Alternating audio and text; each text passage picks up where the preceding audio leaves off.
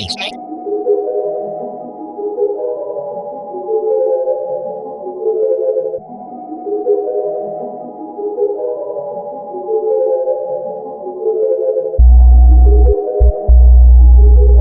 y'all doing, family? It's the good brother Hatep here, coming to you live straight from Norfolk, VA, my home, the place that raised me. And I'm just a black man out here trying to do what I got to do for me, my family, my people. You know what I'm saying? I'm 23 years old. I'm going to be y'all host for the Each One Teach One open forum. And we just going to have a lot of stuff we discuss, a lot of events, a lot of things in politics that we get into on this show.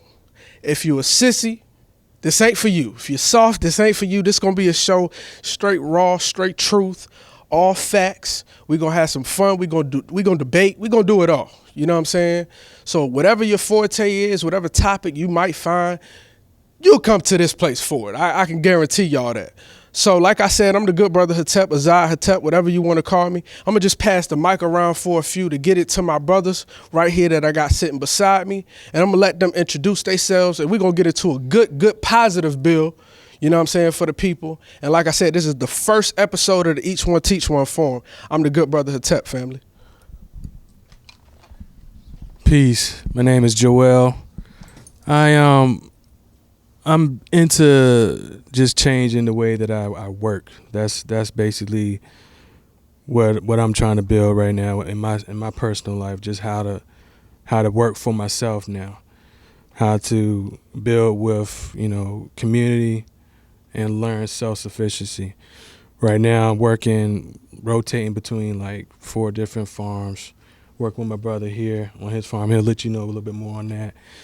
And trying to learn how to get back to the ground, get back to the earth, get back to agriculture, and building, and then also being able to build and do things for yourself, to create and build infrastructure for yourself and do things so you don't have to be dependent on other people that are going to hit your pockets too hard for that. And that's it for right now, but pass it on. Thelonious here. Peace. I'm a farmer. Just started this year trying to rebuild a family farm. My family had some land over on the Eastern Shore. So like my brother Joel said, right now we're just trying to build on that self-sufficiency. And really a lot of people ask me, they look at me strange, like why, what made you become a farmer? And really, it was a lot of things that kind of came together at the time. One, I was fortunate enough to grow up and have access to to fresh vegetables and that sort of thing. But as I became a man, I started to see how hard it was to get access to good good food without paying an arm and a leg.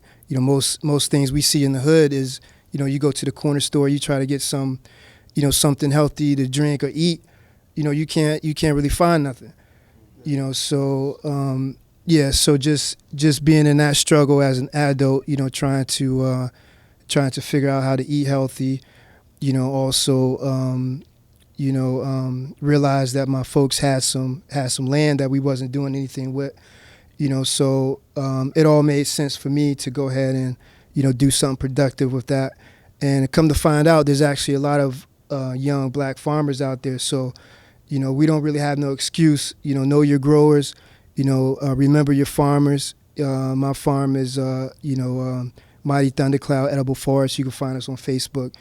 See, what we growing, where we selling the food. But also, you may find out that your family may have some land, so get in contact with somebody to hold on to that land. Don't be quick to sell it off. See what you can do with it. But that's where I'm coming from right now. All right, peace, family. I'm Brother Trey, and what I do is I hold classes on Saturdays at 7:00 in multiple locations, but my primary location right now is Conscious Planet at 2780 Grammy Street. And basically I teach about the forces or laws that govern the universe. And once you know these, you'll have control back over your life. And alongside of that, educate on other subjects, history, ethics, psychology, African psychology, matter of fact. And pretty much education leads to liberation. So, the revolution starts mentally first, spiritually and mentally first, and then it manifests down to the physical. So that's what I do. Yeah, right on, Black Power. This is Brother Pamoja Tutashinda. Together we will win. It's a Swahili word, and it pretty accurately describes what I'm about in my mission here. I'm here representing the Reach Back Foundation, Sankofa Jamai, an organization that's been here around for about 2 years, and basically what we do is advocate for the community in whatever shape, fashion, or form that may be. So we do things like feed the shelterless, provide clothing for the shelterless. We do community cleanups, and we do actually we have coming up soon here a community walk where we're basically going out and fellowshipping with the community, identifying ourselves, showing the unity that we always talk about in action, because knowledge applied is wisdom, right? So we're going out here and showing the unity and togetherness in the culture that we always talk about, and this is the first step. And then what we'll be able to do is come back into the communities now that we've built a repertoire with them, and then start providing services, workshops, how to interact with police officers, role playing, things like that. So Reach Back Foundation is who I represent. Also represent the Eternal Roots Band. It's a band here that deals with the djembe and healing through the drum. And if you know anything about our history at all, we know that the drum was always present in rituals, ceremonies, and even in war. So check us out on Facebook and Instagram and all that, and we're going to get it in. Peace, family. My name is Antonio. I am a cook at a local franchise restaurant. Currently just studying trying to get into the metaphysics and just Black consciousness, period. Expand my knowledge and grow from the inside out. And that's all I'm about right now. Trying to learn something more, most of all.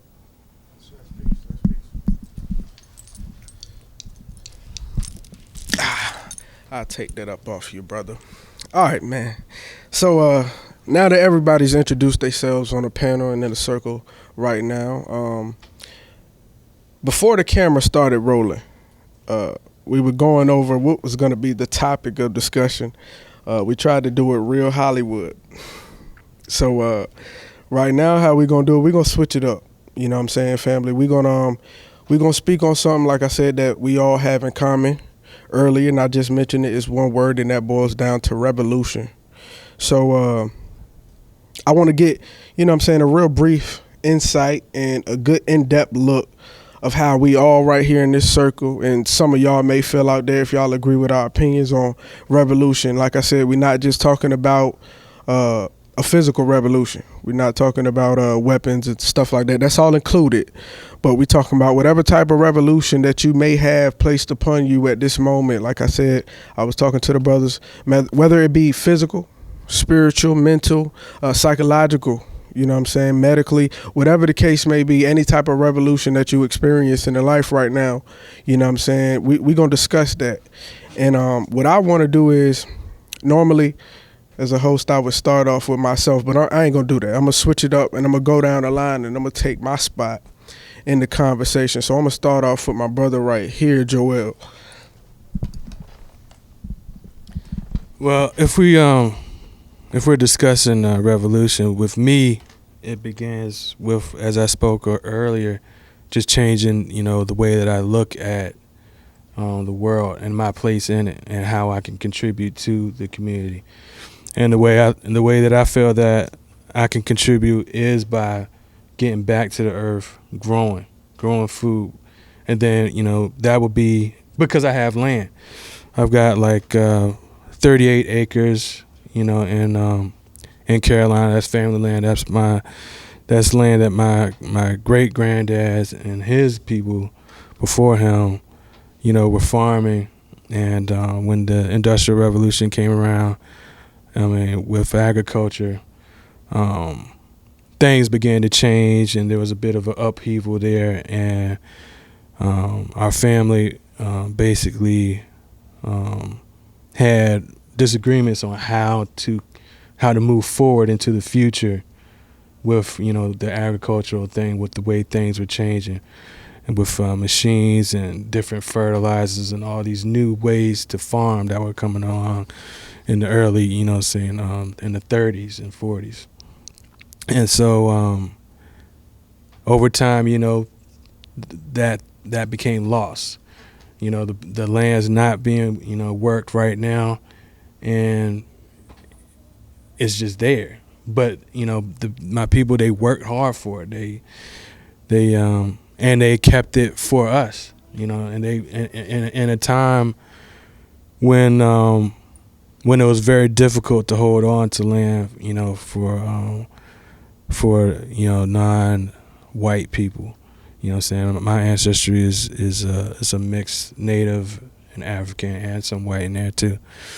But for people that that weren't white at that time, it was very difficult to hold on to that much property, particularly in North Carolina and anywhere in the South, as we know. So it's fallen on me in my spirit, to definitely get back there and learn how to cultivate, and then utilize those gifts that my grandparents left for me and for my family, and then be able to share the better way of eating.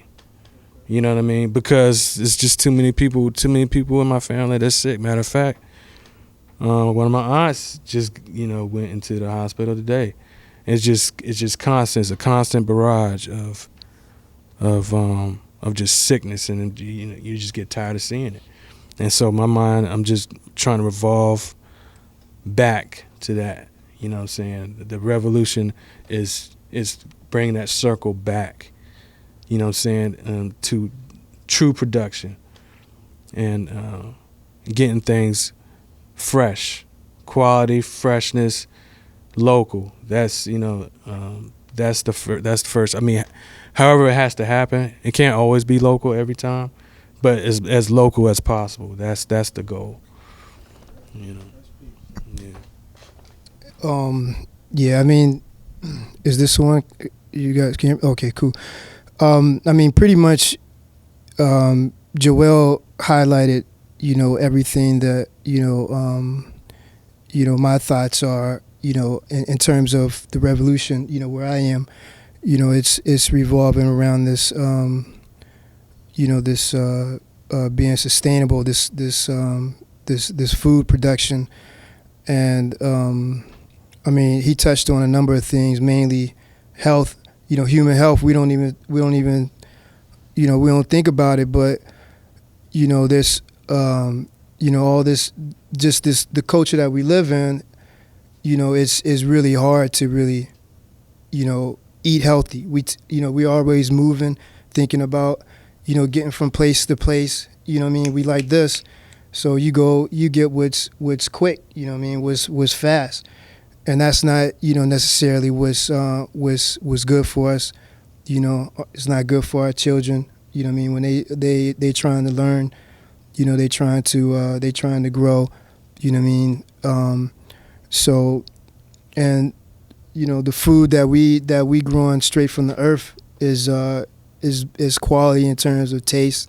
For number one, and we also thinking about in terms of making ourselves self-sufficient.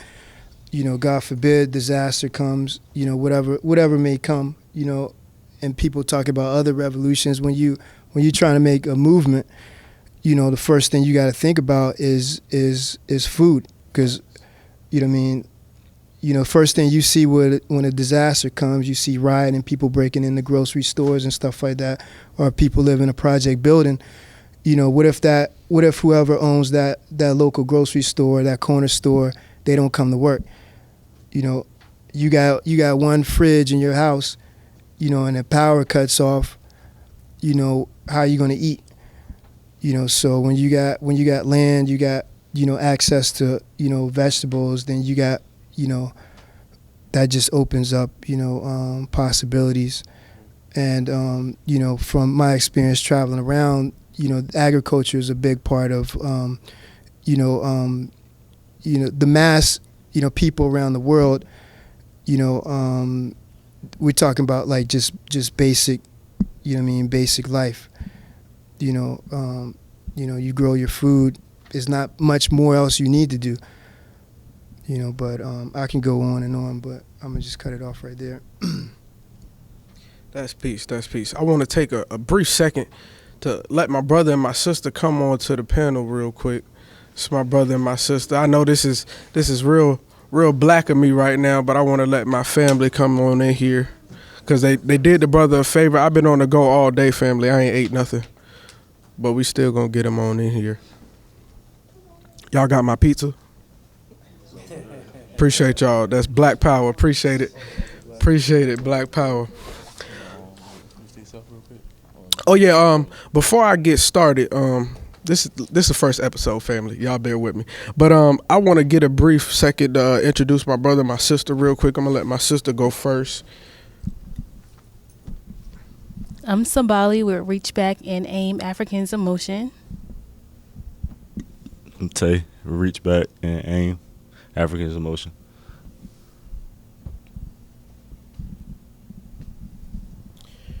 All right, and that's just another small portion of my family.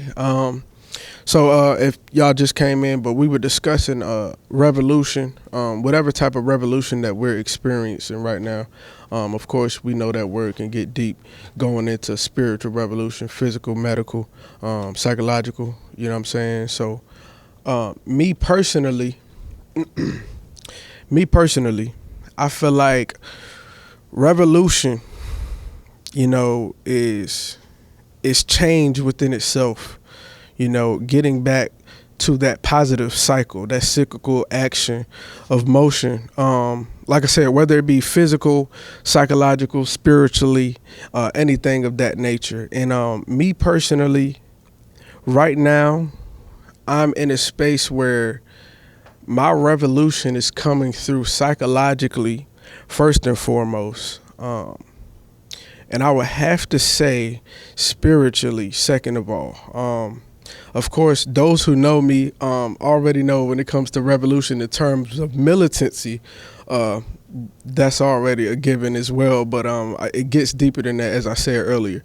So when I mean psychological and spiritual revolution, I mean allowing nature and in life in a nutshell transition me into different sections of life, whereas I can use the wisdom from a previous situation and apply it to the next so that the negative cyclical consumption can stop going, in a nutshell, if y'all get my drift.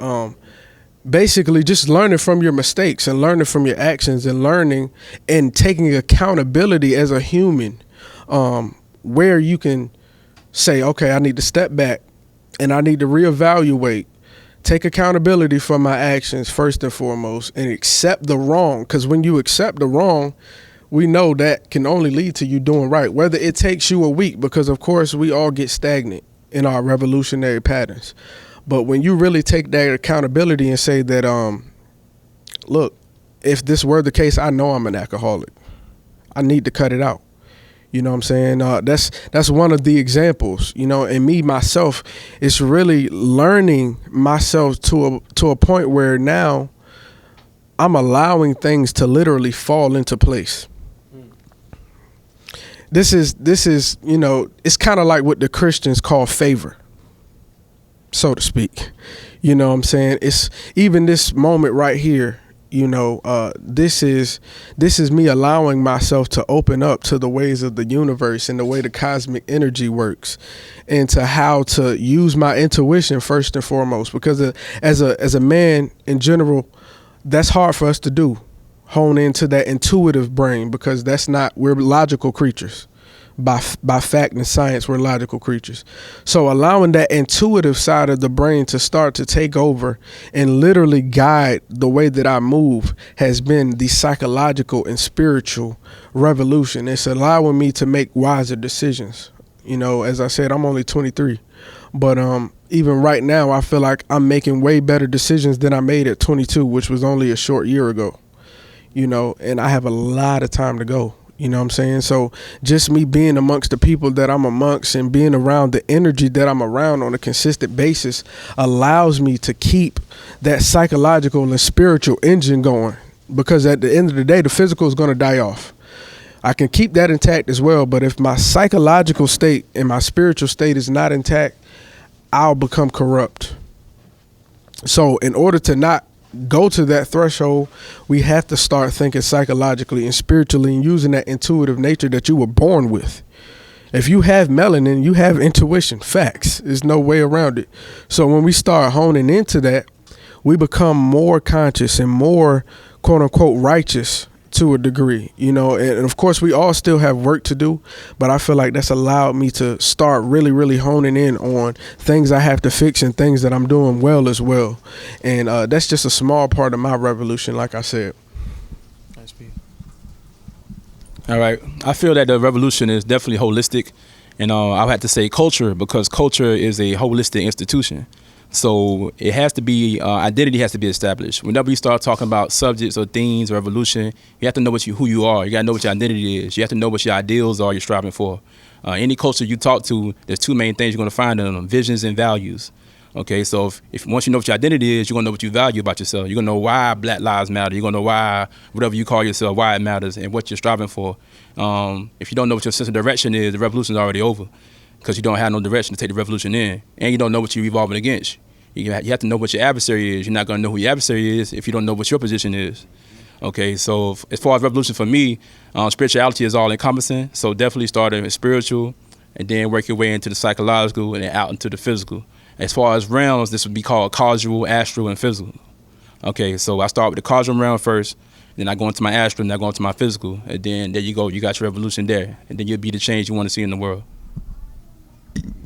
Right on, Black Power. Stolen Thunder. That's pretty much encompasses what I kind of wanted to touch on. Identity crisis, I believe, is one of the biggest things that we face as a people, if not the biggest. We don't know who we are, and just like the brother was saying, because of that, we got a lot of other issues that come from that. So revolution, if we just, I guess, break down the word, as some of our brothers have already said, means, you know, to change. And we've all heard the saying, there's nothing constant in the universe except change. I always like to say things are always constantly moving.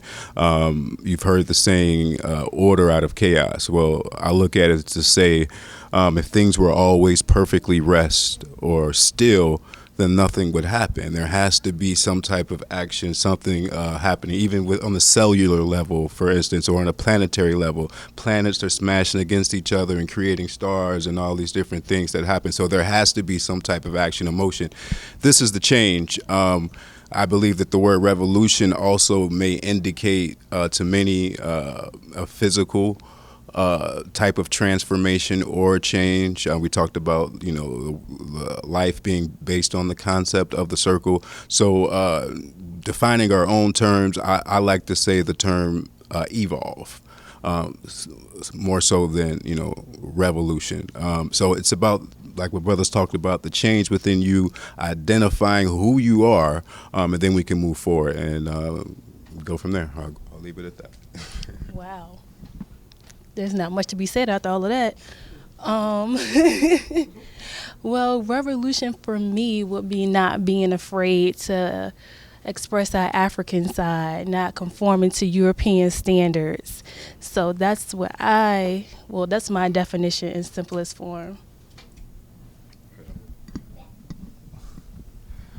All right, so I guess revolution to me would be kind of like what Moses said, to evolve, to change, but you got to be willing to change every aspect of your life. You can't pick and choose what you want to change and still hold on to bad habits, because it doesn't work that way. So that's pretty much how I see the revolution. We gotta have it on all aspects. We gotta have a physical revolution, an emotional revolution, mental revolution, spiritual revolution. We gotta have everything down packed to the point where we are unstoppable. And even to a militant revolution as well, because we've seen it with Tulsa, we've seen it with Black Wall Street, how they had everything else but didn't have a military, and pretty much the cracker came through and just shut everything down. So, I mean, it is what we got to do. We can't have one without the other. And that's my take on it.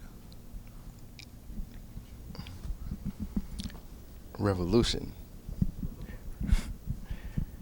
Revolution, I feel, is everything that we've, in this half circle, touched on. And you can't speak about revolution in bits and pieces without touching on everything that we touched on. So, with that being said, my personal revolution within myself at this current moment would be what my brother to the right of me just said, as far as letting go of certain things and trying to hold on and still trying to progress spiritually, knowing good and well what I'm holding on to ain't going, is anchoring me. You know what I'm saying? So that within me, that is my revolution. And I don't know why I put these burdens upon myself, but the revolution I try to carry out amongst the community, my brothers and sisters that I run across, would be more amongst the lines of changing our mindsets as a community. Yeah. A couple of us have said identity. We have no sense of identity as a people. Everybody's so quick to put up margins, barriers, or what not to stand independent when nothing alone is successful. So,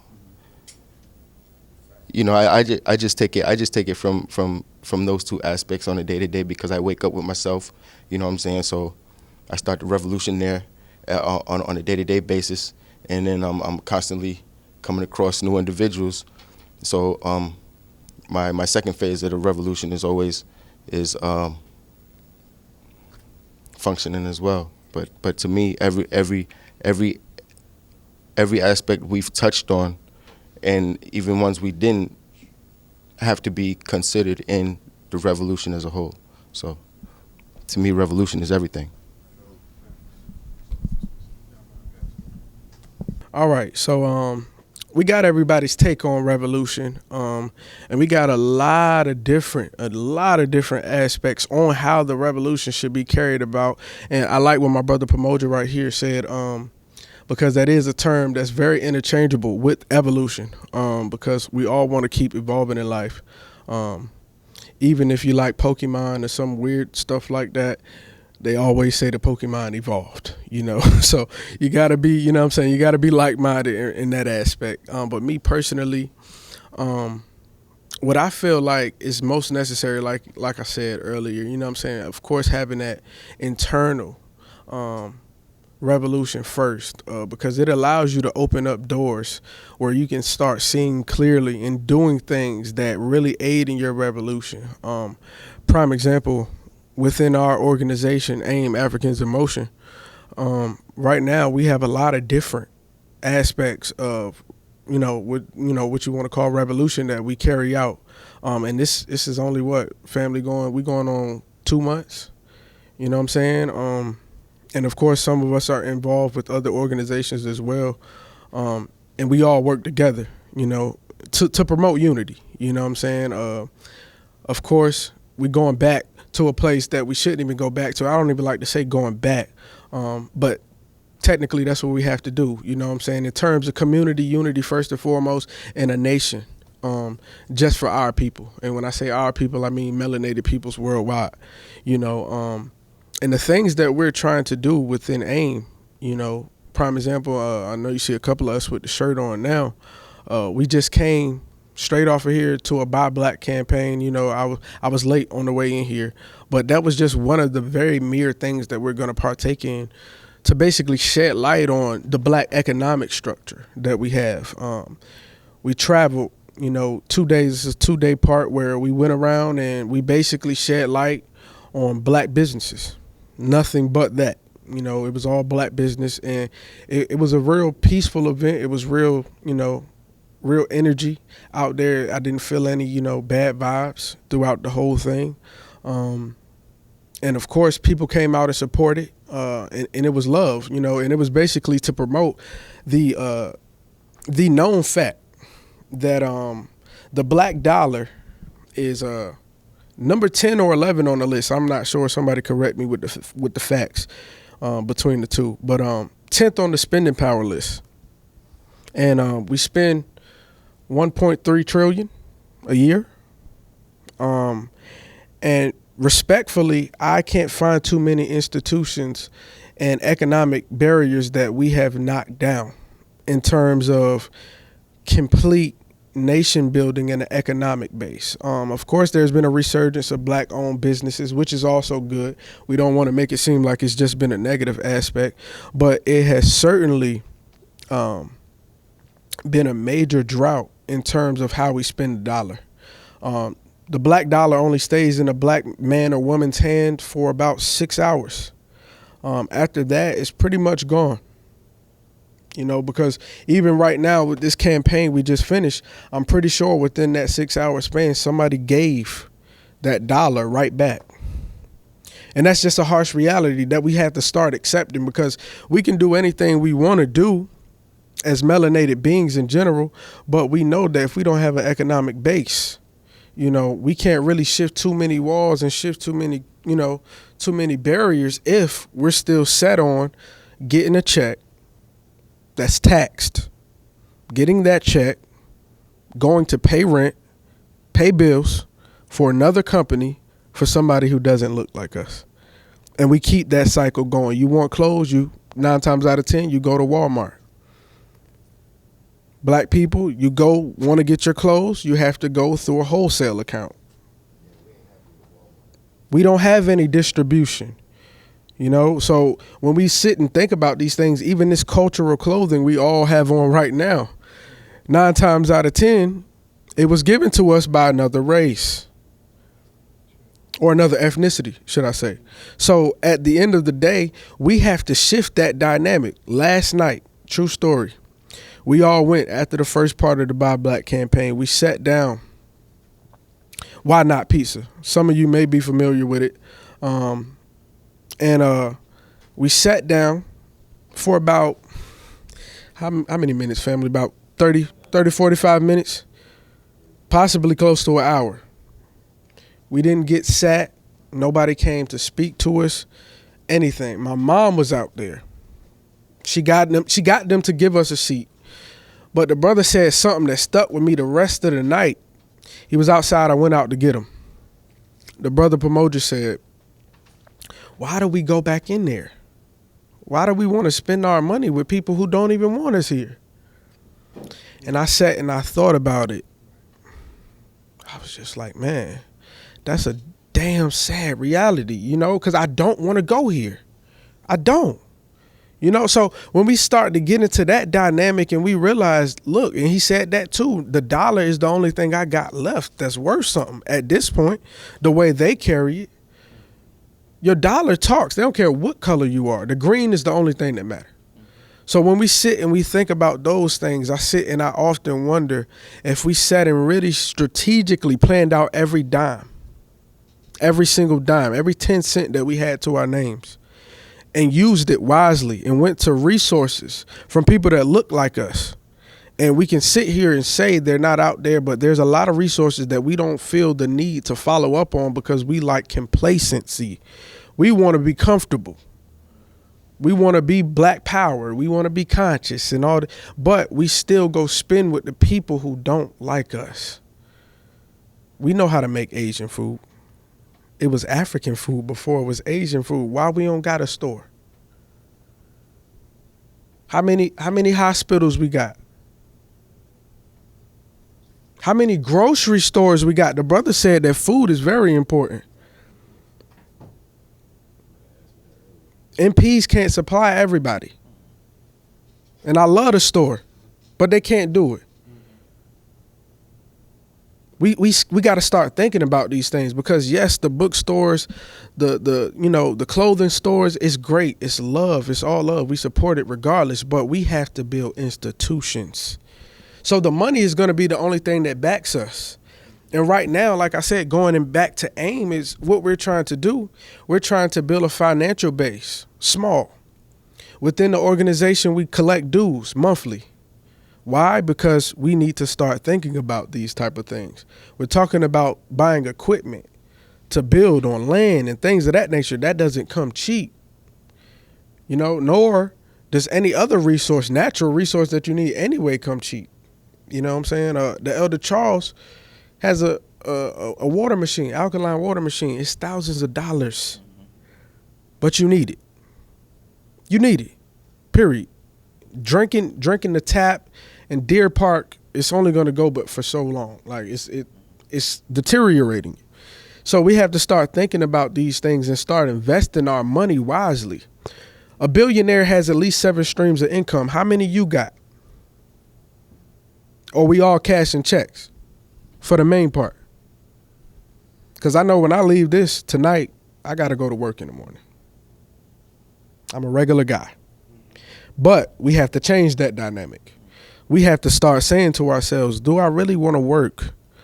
Because your life right now is no more worth, honestly, from a large scale, your life is no more worth than about $20 an hour. And that's if you're making decent money. Now, if you're okay with that and you can shift some poles with that, that's fine. We're not talking to you.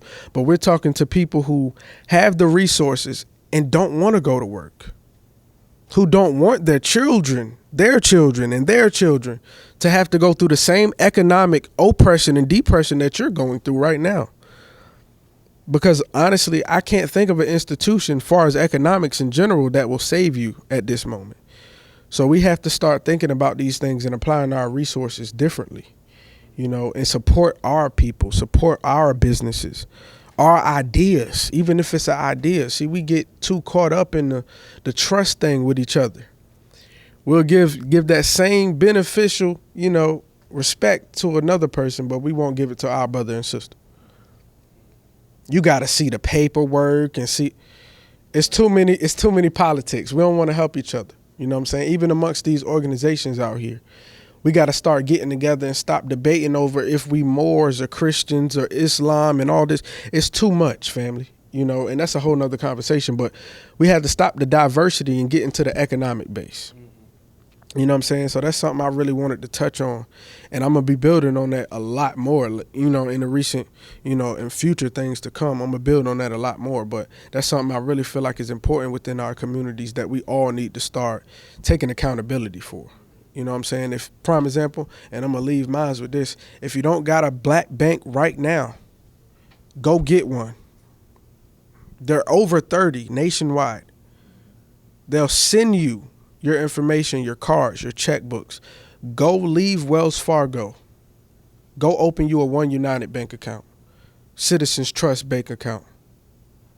Go open it today, tomorrow, whenever you can. I know you got the $25 fee. You probably spent it on smoke, some of us, So I'm just keeping it real with y'all. So we got to start thinking about that type of stuff because it's vital to our survival. And that's one of my major key points that I like to focus on a lot, which is the reason that we did this campaign we did this weekend. About the economic piece and what we can do, I totally agree with you, on the whole spending thing. But we've got to have the infrastructure in place. There's plenty of businesses out there. We got to build more. We got to make things more accessible. What I'm trying to do. One of the farms that I'm working with is called South of the Ferry Farm, out in Surrey, Virginia, and the lady, the proprietor there, is a sister named Savannah Williams. She's a long-term educator who is just, she's got like 43 acres out there. And she's put the land in trust, and she is trying to build a community that will equip people, young, old, and everybody in between. And it's all about intergenerational community, like building together and learning together of, from every age range, and like right now we're just, she's trying to just get a team together of young and old, and get on the agriculture piece, get on the building, carpentry. She's built like her own house. She's built like tiny, small structures just to show what's possible with just a little bit of money. That and how you can do things without a mortgage. That's the whole point. Being able to create and build things in your own structures, do it yourself, get your family involved, and y'all can build your own house. You know what I'm saying? Y'all can build your own structures. Matter of fact, I just came from there this morning. Yesterday we were working on a pavilion there, which is like a meeting building for events and so forth. And I was, and it's little by little, because the point is to, if you can, avoid having to go to banks, for large sums of money, and that's how some people have to do it. And just a few months ago we put the roof on. Then we put, the framework, on the sidewalls, and then later, this weekend we put screening up. And so it's just, little by little, being able to put things into place, but staying at it, being patient. That's, that's the main thing that we have to do, is be patient, work together, and try to learn together. Bringing it back to what you're talking about, like what we're doing there is just trying to teach, all kinds, and build an educational program, so that other young people or whatever age range can come and learn on the farm, whether be it agriculture, carpentry, and I'm part of that. I'm like part of the first. I'm not a professional carpenter, but I can show you some work that looks pretty damn decent. You know what I'm saying? It's just, being under, people that know a little bit something, and then just having that opportunity to do trial and error, to learn and use your brain and change your mind about what is necessary to accomplish something. You don't need, credentials from some organization that prints something on paper. You can just get out there, get some materials, and work it out. And that's what is needed in the future, for more people to just, like, people who have land, have some space, have a little bit of resource. Like, look, let's get out here and just build something, y'all. You know what I'm saying? And then let's get out here and grow something. And we're also working with, you're talking about grocery stores. We're working with a brother, negotiating and politicking with a brother out in D.C. who his right now, he's working with a couple of, black farmers out there in Maryland. But he's also, getting a lot of his produce from white organic farmers, because right now the black farmers that he is in contact with, they don't have enough to supply what he's doing. What he's doing is he's distributing vegetables to 3, neighborhoods in D.C., black neighborhoods. And he is using the health vouchers that they get, from the city and from the state, whatever, feds, however it works. The food stamp vouchers, they're able to use that, saying he's getting a truck, filling it up with vegetables and distributing that, to the black neighborhoods out in D.C. But his ultimate dream is to open up full-time markets, like everyday markets, like markets that is every single day, open every single day, that they can go to within their neighborhoods. You know what I'm saying? And so right now it's just about finding the farmers and creating that network, and that's what we're working with him right now to see what we can do come in spring.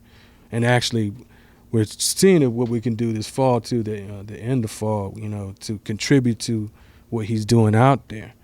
But it starts, with people just, putting their hands to, the resources they have and making things connect, with wherever you can find the connections. You know what I mean? It takes a lot of work. And that's another thing that we have to retrain our brains to, working for ourselves, working as hard for ourselves as we would for for people that sign checks and whatever else that we've done in our former lives, and I think T probably has a lot more to add on that. So. Yeah, and just the main part, in addition to what Joel's speaking on in terms of trying to get our local communities more independent, by connecting them to, some, local, black farmers in their area. Another thing that's been on my heart, and part of my, broader vision is to, connect us with the communities internationally. Because what I strongly believe, and all of us have mentioned it here, we, talking about identity, knowing, where we came from, trying to, not necessarily, stay plugged into this, this Eurocentric, philosophies and system that we're into, but also knowing, where we came from, and just, well, if I can't ask a question, has anybody in here been to Africa? Okay. I got a chance, to go there for 3 years. I got a chance to live and work there, and I was in East Africa. So first year I spent in Tanzania, and then went around to Kenya, Uganda, South Sudan. Spent a year in Ethiopia, and I've been trying to get back ever since. But that's something that's on my heart, and I tell people about my experiences everywhere I go, especially black folks, because a lot of us have these misperceptions of what Africa is, because we get these these stories, these single stories of they got disease, famine, corruption. I don't want to go. Yeah, they don't even like. We don't want to go there, right? But I mean, my experience was beautiful. I stayed with a host family, a local, African family. I went everywhere they went. I ate everything that they ate.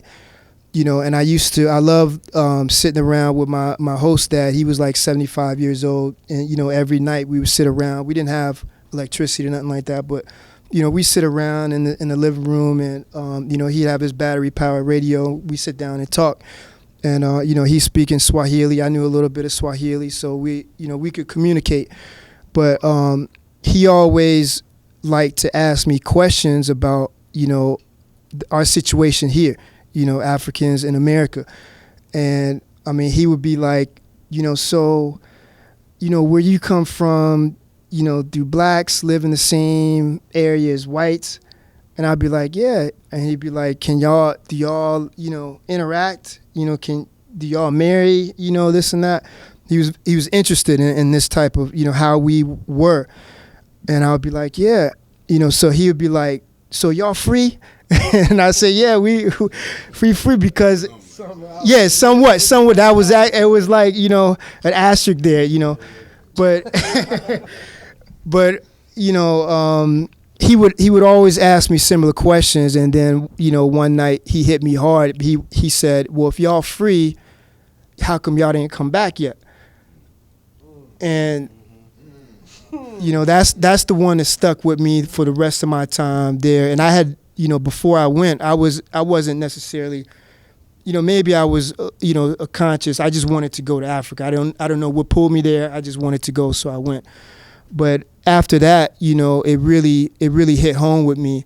Why haven't we, more of us, gone back? and I was the only African American that most Africans had saw there. And most of them didn't believe I was from America. They thought I was just joking. They would be like, nah, he must be from Nigeria or something. You know, they didn't think I was from, you know, America. You know, that was, and they thought when I couldn't speak Swahili right, they thought, oh, he's playing around. You know, they would get mad at me. You know, like, but since then, you know, that's, you know, I see coming back here, you know, I had that reverse culture shock because I see what type of issues, you know, we dealing with here. And, you know, we all know the history, you know, being here, you know, brought over here 15th, 16th century, you know, enslaved. You know, we couldn't own land. We couldn't, you know, start building wealth here, you know, and on up into, you know, the 20th century. Couldn't, you know, segregation, couldn't vote and all that sort of thing. And, you know, you mentioned it too. We got 1.3 trillion in buying power here.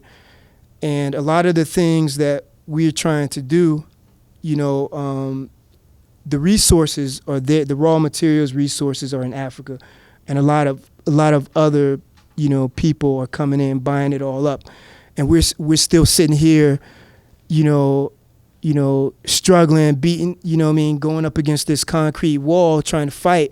When, just my personal opinion, we need to be building these bridges back home, and you know, all these skills, you know, we learned here. We can't erase the fact that, you know, colonism, you know, happened. You know, all we can do now is, you know, take the best parts that we've now might have learned while we're here, take some of these skills, education, whatever, and go back and now, you know, learn some of the things that we've lost, you know, some of our traditional, you know, cultures and kind of, you know, merge that, but not with the attitude that we're here to help Africa. You know, we're there to learn, walk with them, participate, you know, and you know, build some bridges. You know, when we think of all, you know, we all got cell phones, smartphones, laptops, all that stuff was made from the raw materials there.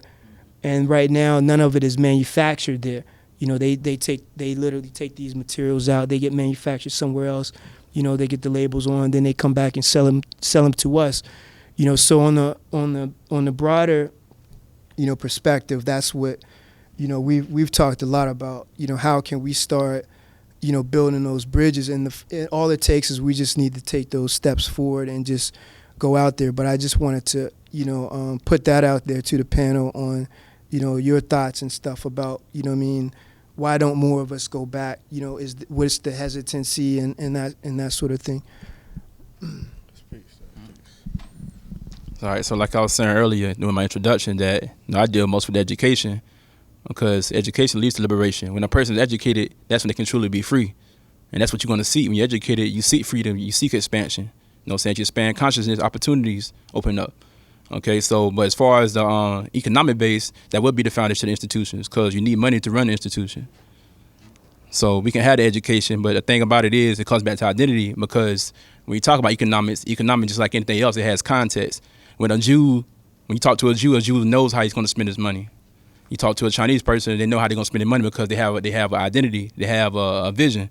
They have a cultural agenda. All these people you see around, they have cultural agendas. That's how you see a person who goes to college from another ethnicity. When they go, they're very conscious of why they're there, and they understand how they're going to use what they gain from those institutions to help their culture, help their community out.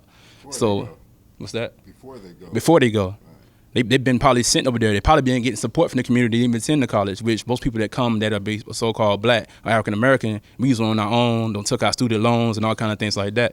You see what I'm saying? So when you have a community supporting you, you know what your identity is. You say, you know what, I'm going to send Pamoja over to go do computer engineering, and he's going to have at least about 10 people behind him that supporting his tuition alongside himself.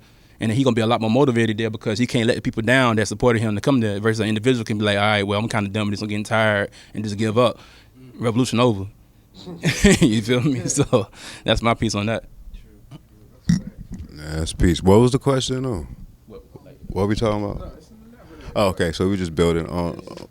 I mean, a lot of great pieces. I like what the brother said about. Well, what I always say, I'll say it like this: one of the biggest things that we need to do is to divorce the euro from our mentality, because with that, a lot of the problems that we face, like the individuality That's a Euro concept as far as I'm concerned. Village life. When I look at someone, I look at you, and I see myself. You know what I mean? That's an African philosophy. That's mentality, and that's some of the things that we kind of need to get back to. That I guess that revolution or that evolution of mind that we're always talking about. A lot of great pieces. All of them are definitely important. We keep coming back to the economics, and just to tie it in with the revolution, we got to buy bullets. If you want to look at it like that, like you're saying, we have to be able to sustain these infrastructures. You know what I mean? Either with resources or some type of fiat here. Personally, too, since we're just talking about he brought up Africa and the resources. It's a recolonization of Africa if you really think about it. Everybody's going back in, like he said, and taking part because that's the base of the world. The whole world is the continent of Africa. It has everything that we need on this planet to pretty much sustain us. So it's not by accident that they're going back in and reclaiming it. Excellent point. That's something that we should all think about accomplishing. One of the plans would be to, before immediately going over there, is take a trip.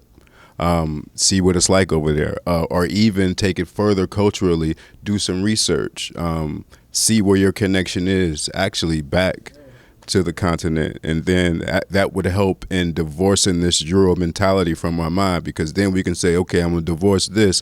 I'm going to replace it with this. You know what I mean? And we can, I don't want to say pick, but you can trace and research and see where you come from and say, okay, this is the spiritual system of my ancestors. You know what I'm saying? This is the culture of my ancestors. And then it wouldn't really be like reinventing the wheel, so to speak. We would already have a base. And of course, with anything, we would have to mesh it with where we are, because let's face it, we did come up differently. We didn't grow up on the continent. You know what I mean? So there's some different things that we may face, or some mentalities, some things that we may need to get over. But excellent idea. We can start there. Let's take a trip. Let's all get together, pull our resources together, take a trip, see what it's like, or let's do some of the things that like we do within AIM. Let's research and see where we come from. Let's start on this side, though, because that's another thing too. The romanticized thing we have with the continent now. Every ethnicity or every nation of people has to have a base, and the continent is definitely our base. However, there's a lot of rich cultural things that we have here on this side. We were talking with the sister earlier about the Gullah and the Senegal connection, Sierra Leone connection. You know what I mean? Even if we don't want to start on the continent, we can start with the Gullah here. That would probably be the closest connection that we have here on this side. You know what I mean? With the continent, even with some of the indigenous things.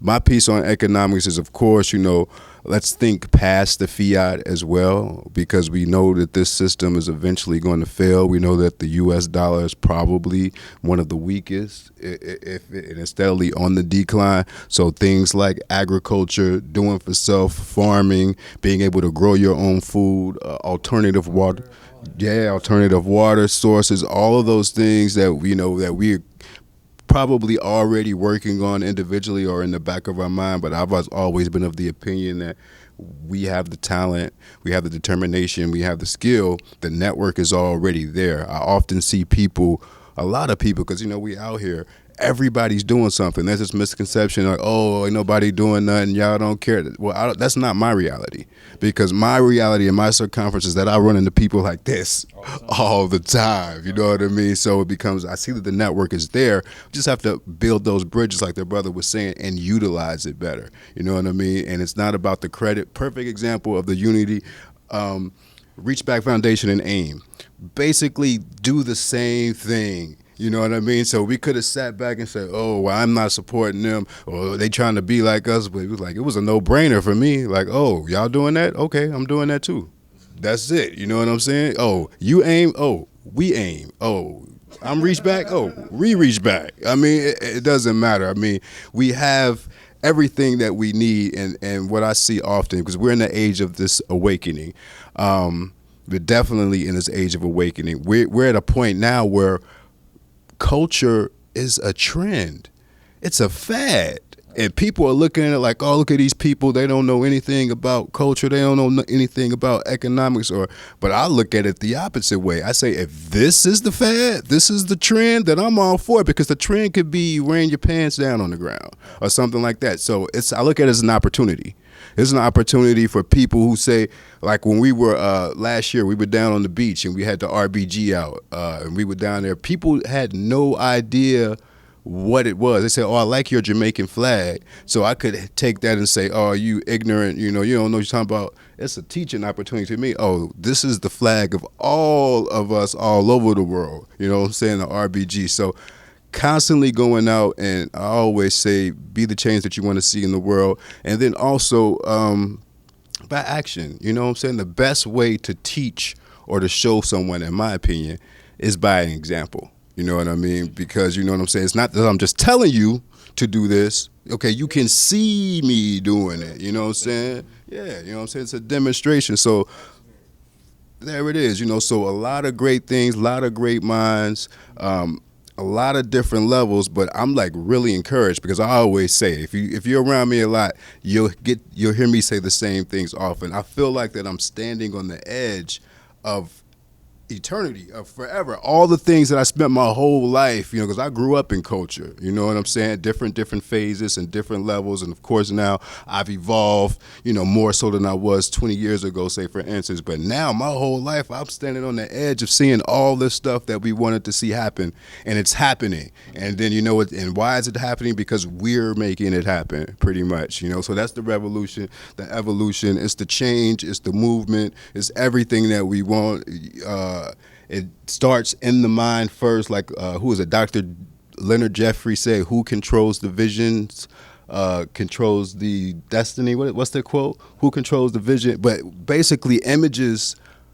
Who controls the images controls the vision. That's the quote, and that's important. So, in what we're doing and what we're showing, just simple things like today, the Buy Black campaign. People may not have came out, but what I found out is people are watching.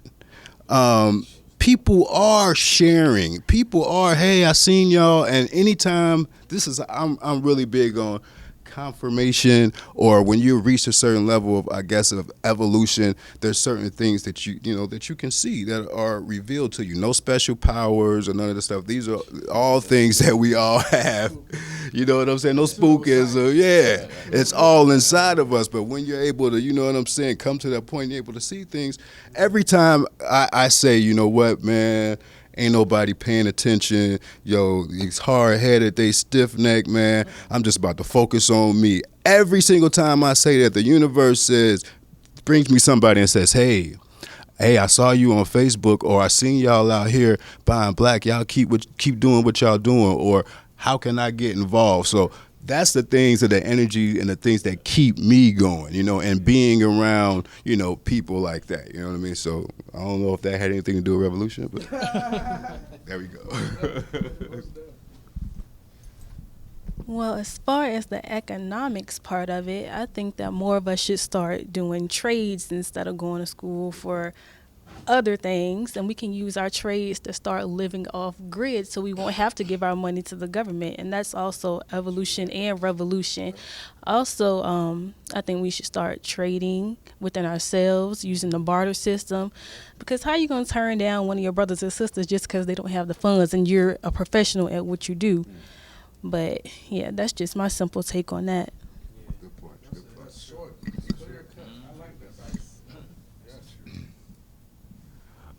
All right. I think mine is pretty simple as well. It's pretty much not being afraid to support your brother, not being afraid to support your sister, or without asking for a discount, because that seems to be the problem. Like, everybody wants something, but they want it for cheap. They want it for free. Like, ain't nothing in this world free at all. Yeah. You don't go to Walmart and ask for no discount. Like, yeah. Like, and just running a business, that just, like, to me, that pisses me off. Because you can't be one to support your brother and want to see your brother grow, But when you go to their business, like, yo, let me get this shirt for $5 real quick. I'm like, nah, it don't work that way.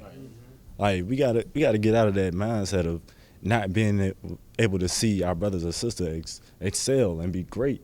Because like Pamo just said, we are a reflection of each other. If he excelling, I'm excelling. If she excelling, I'm excelling. And so on and so on. So we got to get out of that whole mindset. And then another thing I want to touch on is just the simple fact that it's the youth out here got too much free time and nothing to do with it. There was, 3 shootings Friday in 6 hours? There was, I don't know how many this week alone. And 2 of them was in my neighborhood itself. And it really irritates me. They have nothing to do, but yet every aspect of something that we had to do when we were growing up, Boys and Girls Clubs, daycares, whatever it may have been, are gone now. They took the Boys and Girls Club out of my neighborhood and turned it into a church. Why does a church need a gym, a swimming pool, a game room, and a field, an obstacle course? Why does a church need these things? So the church is not opening it up to the young? No. In the community? No. Really? They open their religion up to the community. But all of these aspects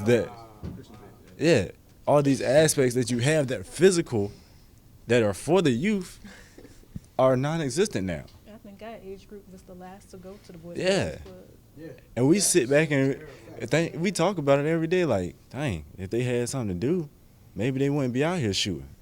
Maybe they wouldn't be out here shooting dice on the corner at 8 to 10 years old. And that's something I physically saw.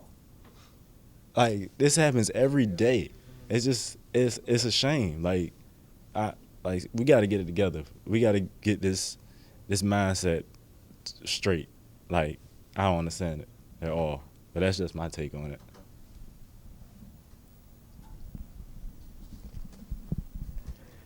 Oh man, a lot of fuel has been brought to the fire, but some need to burn down, man. And economics, since I think economics has been the basis of this go around, because everybody is affected by it. Everybody sitting here, everybody who's gonna watch, is affected by economics, and more than likely, it's in the negative. This is in the negative standpoint. You know what I'm saying?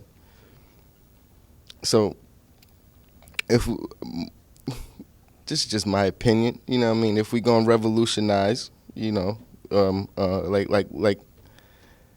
like sister touched on right here, she said we gotta get away from the dollar. You know what I mean? Brother said it as well. We gotta get away from the dollar completely. Completely. What benefit has it brought? You know what I'm saying? None. So if that's the biggest I think that's the biggest that's the hardest thing to let go of as far as bringing the revolution about. We can't let go of that dollar. We praise it, we worship it. You know what I'm saying? Everybody think they go to church and worship Jesus. That's not. You worshiping the dollar. Your pastor worshiping the dollar. You know what I'm saying? It's on your dollar. Who you? Come on, man. So, we got to start putting the pieces to the puzzle together. You know what I mean? And they're right in front of our faces. You know, that's why I am so grateful to be an extension of the Truth and Knowledge bookstore, because it gives the youth or even some elders a chance to come in who've never been exposed to this before and gain something. You know what I mean? And even if you ain't ready to take the leap yet and really question who you are and what you're about, you know what I mean? You could come in here for a different array of things. You know, you could come in here for medical purposes if you're trying to get some herbs or something for the migraines or for the pain, or I'm not an herbologist, so I can't break it down for you, but just the fact that we have different things in here that you could come and do. For example, this right here, it brings people together. Just to have a place where you could come in and see different things, talk about anything under the sun, and commune with people who look like you. It's a great feeling. To me, that is church alone. You know what I mean? And ain't nobody really asking you for some money. We got things in here that you could purchase. Yeah, because I ain't had to, but it had to be bought to be available to you. You know what I'm saying? So you could come in here and learn almost anything that has to do with being black. If you don't know what being black is, if you have no sense of black culture, no knowledge or whatsoever, if you are solely dependent on society or the government, you could come here and learn something different. Because I know a piece of you is aching for something more that you ain't gonna get out there. You're not gonna get it. You know what I'm saying? So I'm just grateful for this opportunity, and the fact that, I mean, like, I look at everybody here on the panel, and I see a reflection of myself, and 9 times out of 10, it's something that I wish I can express, because, like I said earlier, my battle is mental, philosophical, or psychological. My bad. So, I could come in here and see the green thumb in that man, see the straight activism in that man, see the spiritual side in him, see the psychological side in this brother right here. She's nothing but the earth. You know what I mean? You heard it. What's money for? You know what I mean? Let's get back to what we know. Village. That's nothing but the earth right there. You know what I'm saying? So I see myself in a little bit of everybody, and that's what we need to get back to. We need to get back to self-identity, because you can't identify with yourself if you ain't recognizing yourself in others. You know what I'm saying? So I don't know where that fit in any of this, but it was, you know what I mean?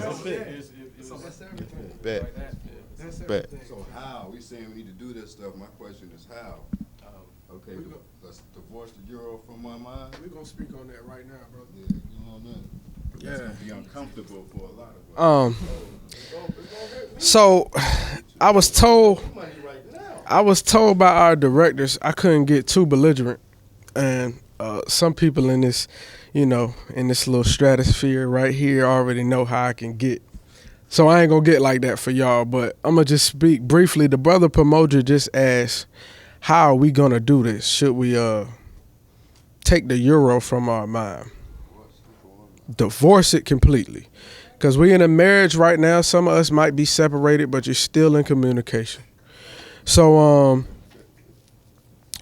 my take on it is, of course, and this is one thing that the brother right here touched on, is education, because we all know, those of us who are in the quote unquote conscious community, or whatever y'all want to call it, the black community in general, we know that without this knowledge of self, quote unquote, that you often hear in the quote unquote conscious community, knowledge of self, you hear it all the time.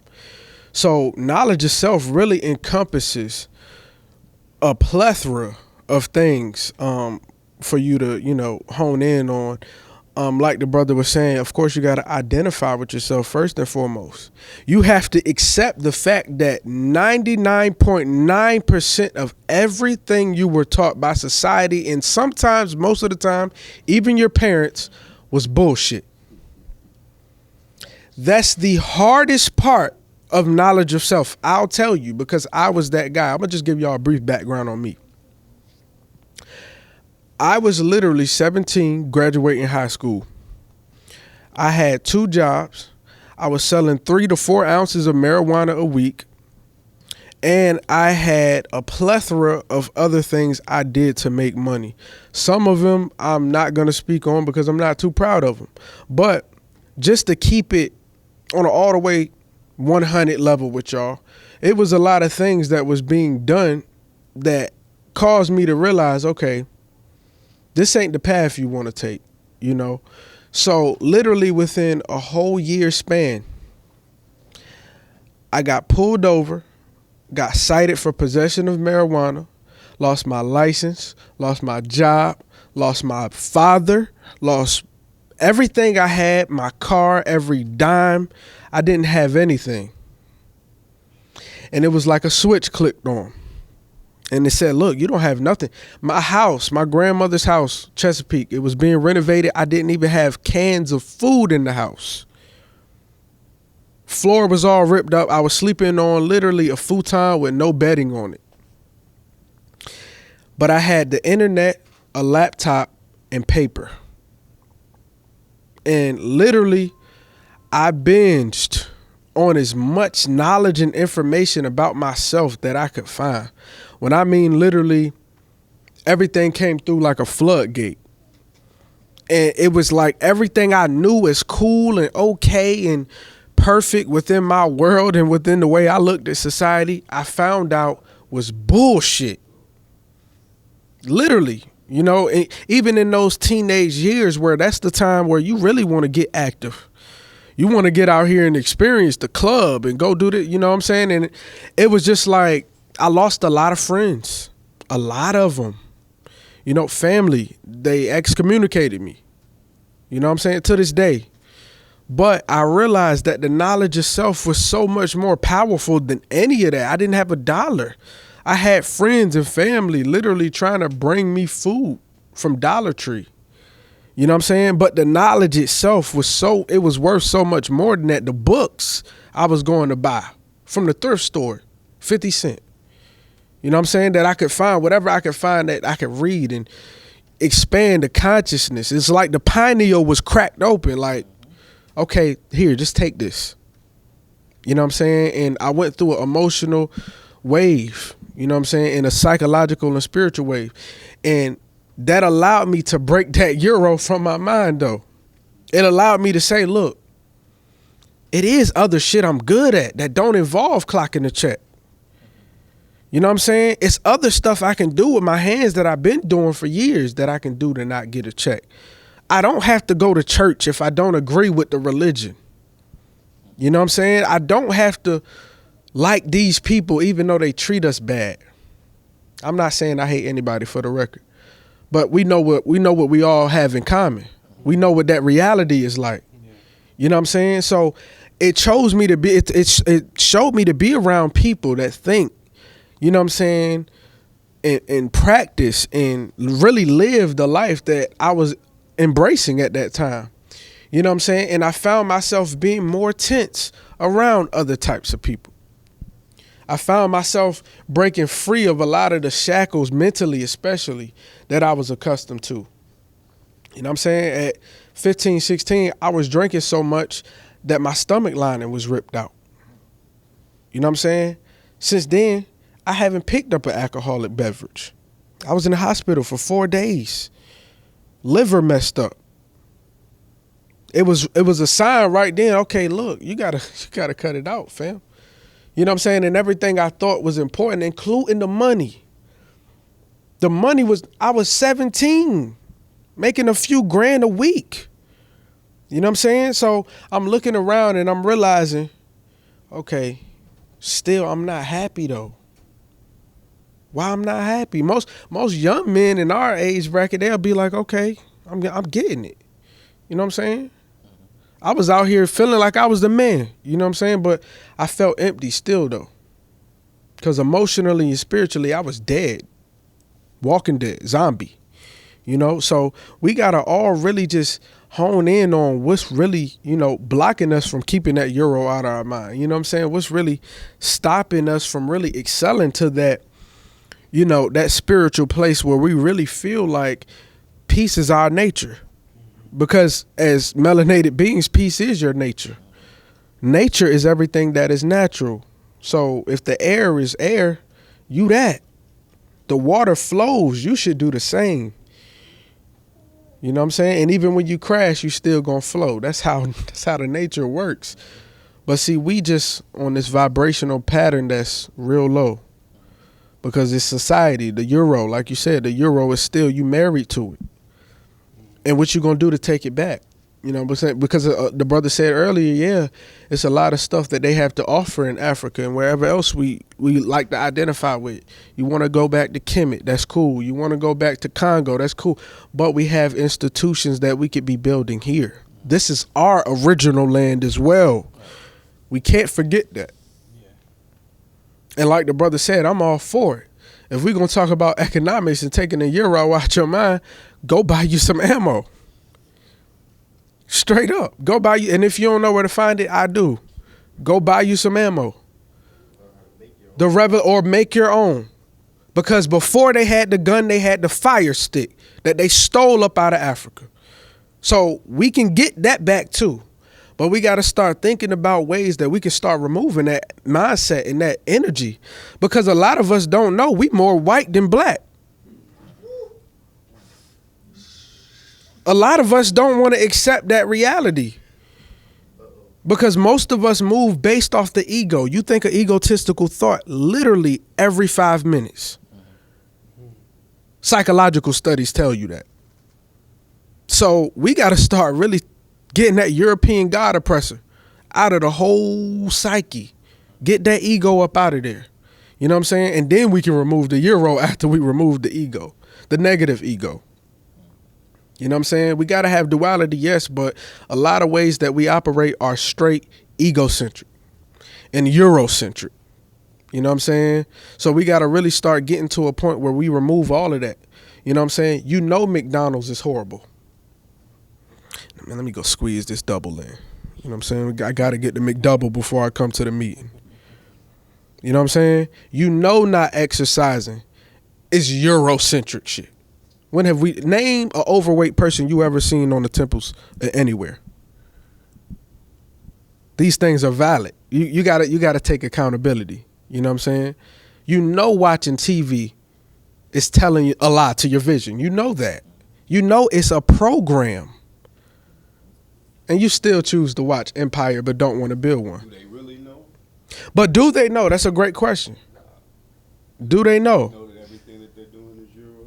See, we don't know because we are locked into this 3-dimensional paradigm.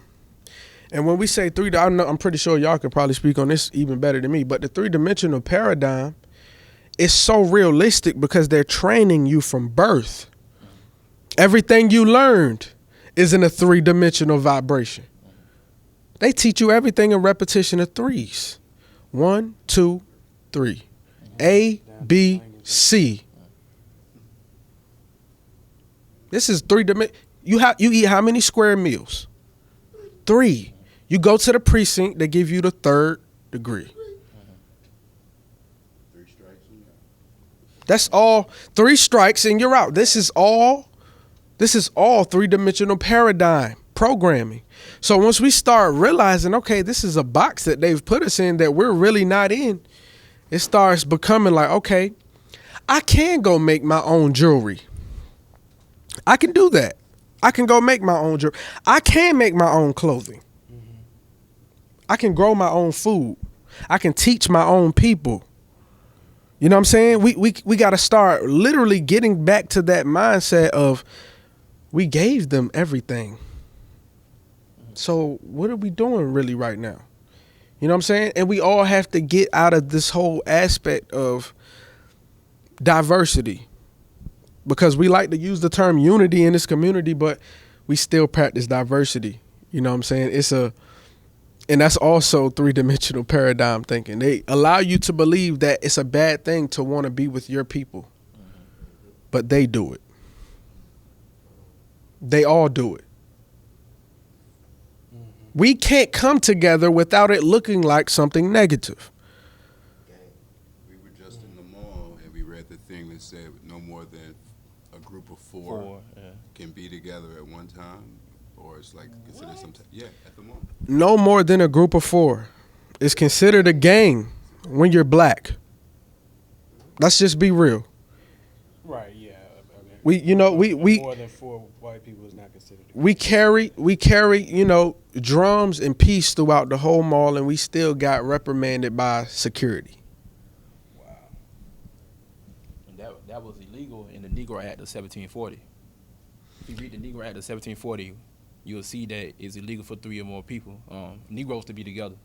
No drumming, no African talisman, nothing like that. So no necklaces, no African jewelry, and things like that. And that's never been addressed.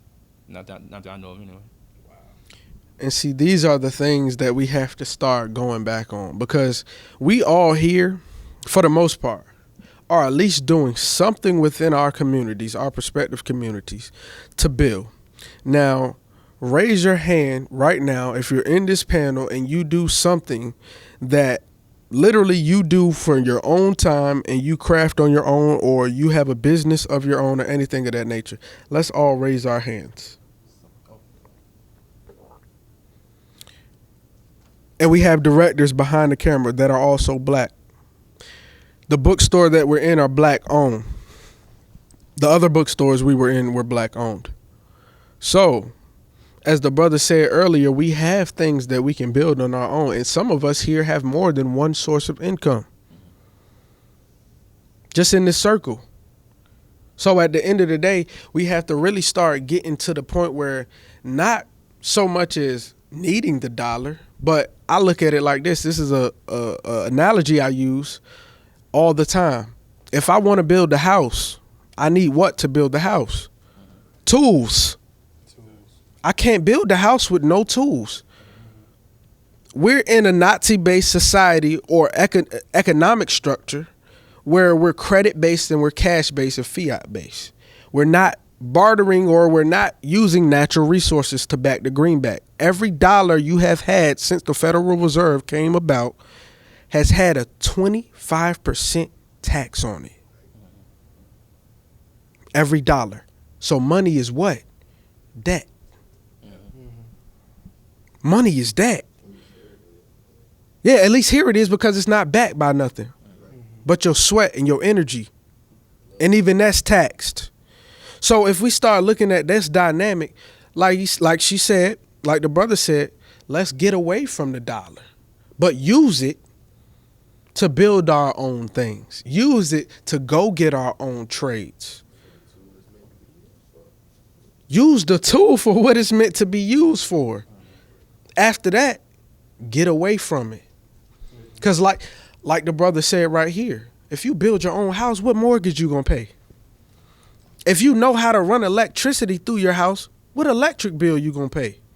You know how to create an irrigation system, what water you gonna pay for? These are trades, you know what I'm saying? So we got to start thinking about those things. And this is the thing about the organizations that we're involved in. We have tradesmen in multiple different things. There's no, you come here, you sit around and scream Black Power. That's not the dynamic. We're literally working based off of, okay, well, if this brother know how to create alkaline, this sister know how to do agriculture, this brother know how to do whatever technology work, this brother can do this brother can craft this. If we all say, okay, let us get together and see what we all can do. That's what the Mexican does. That's what the Asians do. We don't even want to be around each other for more than a day. But the Mexicans go move 10 people in one house, come out 3-4 years, they all got their own company. The Asians do it. You seen Lil Ling Ling behind the counter taking your order. You seen her. But we want to play football with the children. That's cool. That has its place. But we have to start taking the Euro out of our minds. Your children shouldn't want to be LeBron James. What type of man or woman has the dignity to play a game for their life? And no knock to the brother, but these are facts that we have to start thinking about. Sports was created for entertainment, for white people. That shouldn't be a dream. You know what I'm saying? That shouldn't be a dream. Your dream should be, look, village life. Your house got the herbs. Oh, your house got the crafts. Your house got the boats that's made. Your house has this. And we all come amongst each other and say, look, I got this for y'all. What you got? That's removing it. But if we keep going along and saying, okay, well, I know so-and-so got the plug on the farm. I know so-and-so, but I support when I'm ready. Come on, man. Come on. That's not how we all got together. Because honestly, if we didn't, you know what I'm saying, feel there was a certain camaraderie amongst each other, we wouldn't be sitting here. You know what I'm saying? So when I hear this brother is into the farming, first thing I do is tell the organization, whoever I'm involved with, whoever I'm with, look, these brothers got a farm. Let's take a trip. I just told the directors right before we started rolling, we need to make a trip happen. Simple. You know what I'm saying? So if the brothers start opening up classes for whatever education he want to teach, we need to go support. And if you ain't there, send the children. If the brother say he got jewelry and you see the brother jeweled up, crystalled out, and you don't want to buy nothing, It's cool. Everybody don't like that. but you're talking about what they had on in Kemet, Right. and the jewelry they had on, and you see kings with all this, that, but you don't want to buy from the brother. You know the brother do car work. You don't want to go to him. You know what I'm saying? You know the sister do agriculture. You don't want to go to her. The reason why, that's what I keep trying to get to, is that the white man's ice is colder. You know what I mean? This is that breaking that mentality, you know. And of course, we kind of know how, but how do we do it? And I think maybe the way that we do it is by replacing these infrastructures with Afrocentric or with our infrastructures. And like you said, starting with the babies. And then we can start teaching them before birth, because we'll start training the mothers, and then we'll have something actually physical, I guess, to show them. That's the only way that I see, because we can say, let's divorce the euro from our mind, but that's just like saying, okay, revolution, leave your job, stop working for these crackers. Okay, how am I going to eat? You know what I mean? You're telling me, you know, don't mess with this. What do you have for me to replace it? Because practicality, you know what I'm saying? We have to eat. You know what I'm saying? We need certain things. So we don't necessarily have to get them from the popular culture, but let's be honest. We live in a society, and this society is what it is. You know what I'm saying? We have to find ways to, while working within this society, to put something, I guess, off to the side and build up for us. Because I know what needs to be done, but what I guess I need some extra. Yeah, we need some application. And the other thing I wanted to touch on is that it's not going to be easy. See, to divorcing the euro from your mind means that I can't turn on the cable television and watch whatever. You know what I'm saying? There's certain things that you're going to have to live without. And the only reason we feel that we need these things to live with is because we've been in the euro paradigm. We live in this society here where everything is excess. Everything is consume. Like everybody, you know, probably drove here. You know what I'm saying? Their own individual cars. You know what I'm saying? Instead of saying, hey, let's carpool. Simple things like that. You know, the convenience is saying, you know what? Transportation. I can go get the McDouble, or I can go, my man, he ungrew some lentils over here. You know what I'm saying? I'm about to go get the sunflower oil that she made. You know what I'm saying? I'm about to fry me up some lentil cakes. Now, it's not as convenient right now as going to, you know, the fast food restaurant and getting it. But that's the thing. We have to go that extra mile.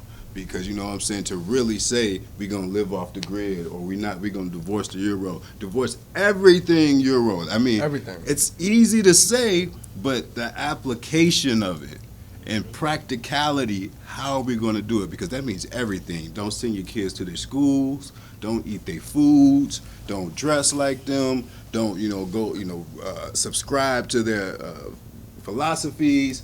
I mean, we have everything we need, of course. It's just reconnecting to it. But on the actual practical level, that's what's going to be difficult, because we've been lulled to sleep, so to speak. You know, we've been in this condition for so long, and we talk about it often. What people often forget about is that in spite of the things that we've been through, we've been able to persevere in spite of the things that we've been through, right? If we talk about pre-slavery, after slavery, our time in this country, and so we forget. We've never had a chance or an opportunity to heal. I use this story all the time. When the Twin Towers, and it is 9/11, slammed into those buildings, and it was a daycare across the street. Those children saw those buildings get smashed into. They had post-traumatic stress disorder. they got therapy. They got to talk about and work through their issues. So here, us, we've been constantly been bombarded, under barrage, under attack with all these things that have happened to us, and we're such a great, this is how I know we're great. We're such a great people that we'll have an Obama, we'll have a Jay-Z, and people will say, oh, well, look, things have changed. It's not like that. I always say the exception doesn't eliminate the rule. And we've forgotten that, although we have these great things, there's stuff that happened to us. So this is generational stuff that is being passed down. Slavery. You know what I'm saying? And so we've never had a chance to say, you know what, all black people don't go to work for a year. You know what I'm saying? Let's all come in and have therapy sessions. Don't worry about it. We pay all your bills. Let's get your mind together. So what's happening, these things, this Euro stuff that I'm talking about, that has been ingrained into us from slavery and black codes and all this stuff that we've been going through. We've been eating wrong, drinking wrong, not supporting each other. These things are not accidental. These things were programmed into us, like you said. Very well planned. Very well planned out, Leopold plan, anti-Willie Lynch.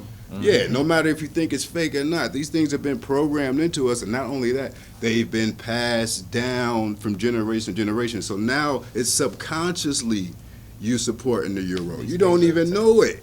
Let me say something. Go ahead, about jump in, sister. Okay. If my mama watches, she would be mad at that. But speaking on that, so my grandma is in her 80s, and she grew up on a farm because her grandmother worked on that farm and it was still there. And she was born there and everything. And my grandma was even named after the slave owners' daughters down in South Carolina, yeah. And my grandma is the most submissive person that you would ever meet. Like, she loves white people. Like, she doesn't understand African culture at all. And she is so dependent on the Euro that it's crazy. She told my mom that she would never go to a black doctor because she didn't think that they were smart. Well, we were the first doctors. And that's what my mom was telling her. But it's just so crazy that she loves the Euro so much. She doesn't, I don't know. She doesn't understand, but I understand because she grew up on that farm. I mean, she was born in South Carolina, but it was yeah. It's called psychoneurosis. And it was Yeah. intense. Back then it was intense. It was a very intense and very intense. You know what I'm saying? It was a very intense type of ingraining of just pounding those ideas every day, and if you had any kind of pride or any kind of just confidence, self-confidence was called uppity, you know what I mean, and you're likely to get your nuts chopped off. Literally, just for having confidence, just for holding your head up high. So the main thing that we have to do is recognizing the difficulty, like the brother said, the difficulty of divorcing step by step, or psychology from the psychology of a very and I don't even have to use the word oppressive, even though it is oppressive, but it's just not cooperative. Even amongst them, it's not even completely cooperative either. You know what I'm saying? A lot of people, they don't even love each other. It's just they're just working together just to stay at the top. You know what I'm saying? So I mean, the process of changing our mind is going to have to be had to be very intentional. It's going to take a lot of sacrifice, like you said. The sacrifice is going to have to go back to and it's not even really a sacrifice. It's a sacrifice according to our old standards, the standards that have been ingrained. Once once we get started, we'll realize that wait, this is not really sacrifices at all. This is what we need. And in fact, this is even more, just like you said, the convenience the inconvenience of taking a little bit of extra time, right, for your meal would be considered a sacrifice, right, from the old way of thinking. But the truth is that you're actually building yourselves stronger. You're also building community with the people. You're investing in each other. You know what I'm saying? You're eating food that has been blessed by somebody that cares about you.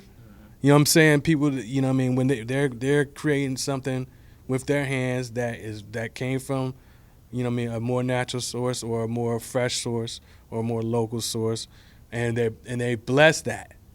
You know what I mean? Whereas you get it from somewhere where the people are angry to be at the job and they're like, ah.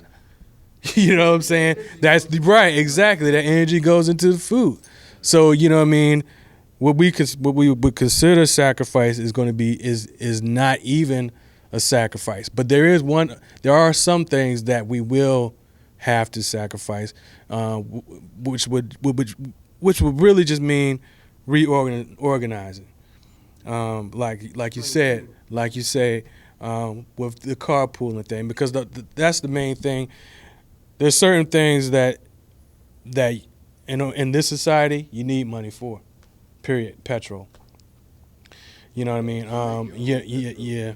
Well, that's possible too, and that's another technical and technology based conversation we need to have too about getting that level of education. You know what I'm saying? There's all types of alternative energies. We gotta learn that. We gotta learn it and we gotta distribute it. Right. We gotta learn that and distribute it. But in the other aspect that you were talking about was village life would require less, long distance travel. You know what I'm saying? To acquire everything that you need. You know what I'm saying? If we actually got back, to working together and really living sustainable lives with each other, we wouldn't have to travel so far for everything. You know what I mean? We wouldn't need to spend that much money just to get this or that or get this necessity met. You know what I'm saying? Right. Well, we don't like each other because we don't like to be accountable. That's the other aspect. We have to, you know what I mean? That's the reason why we don't like to be in strong community, because then we have to be accountable, to people that are like, didn't you have a whole 12-pack last night? Somebody going to ask you about that because they seen you. You know what I'm saying? You're going to be accountable to that. You know what I mean? People don't like that. You like to just do your own thing, and not have people like, hey man, I care about you. Maybe you shouldn't blah blah. That person in my business. But that's all a part of us being stronger, right? But it makes us stronger though. It makes us stronger.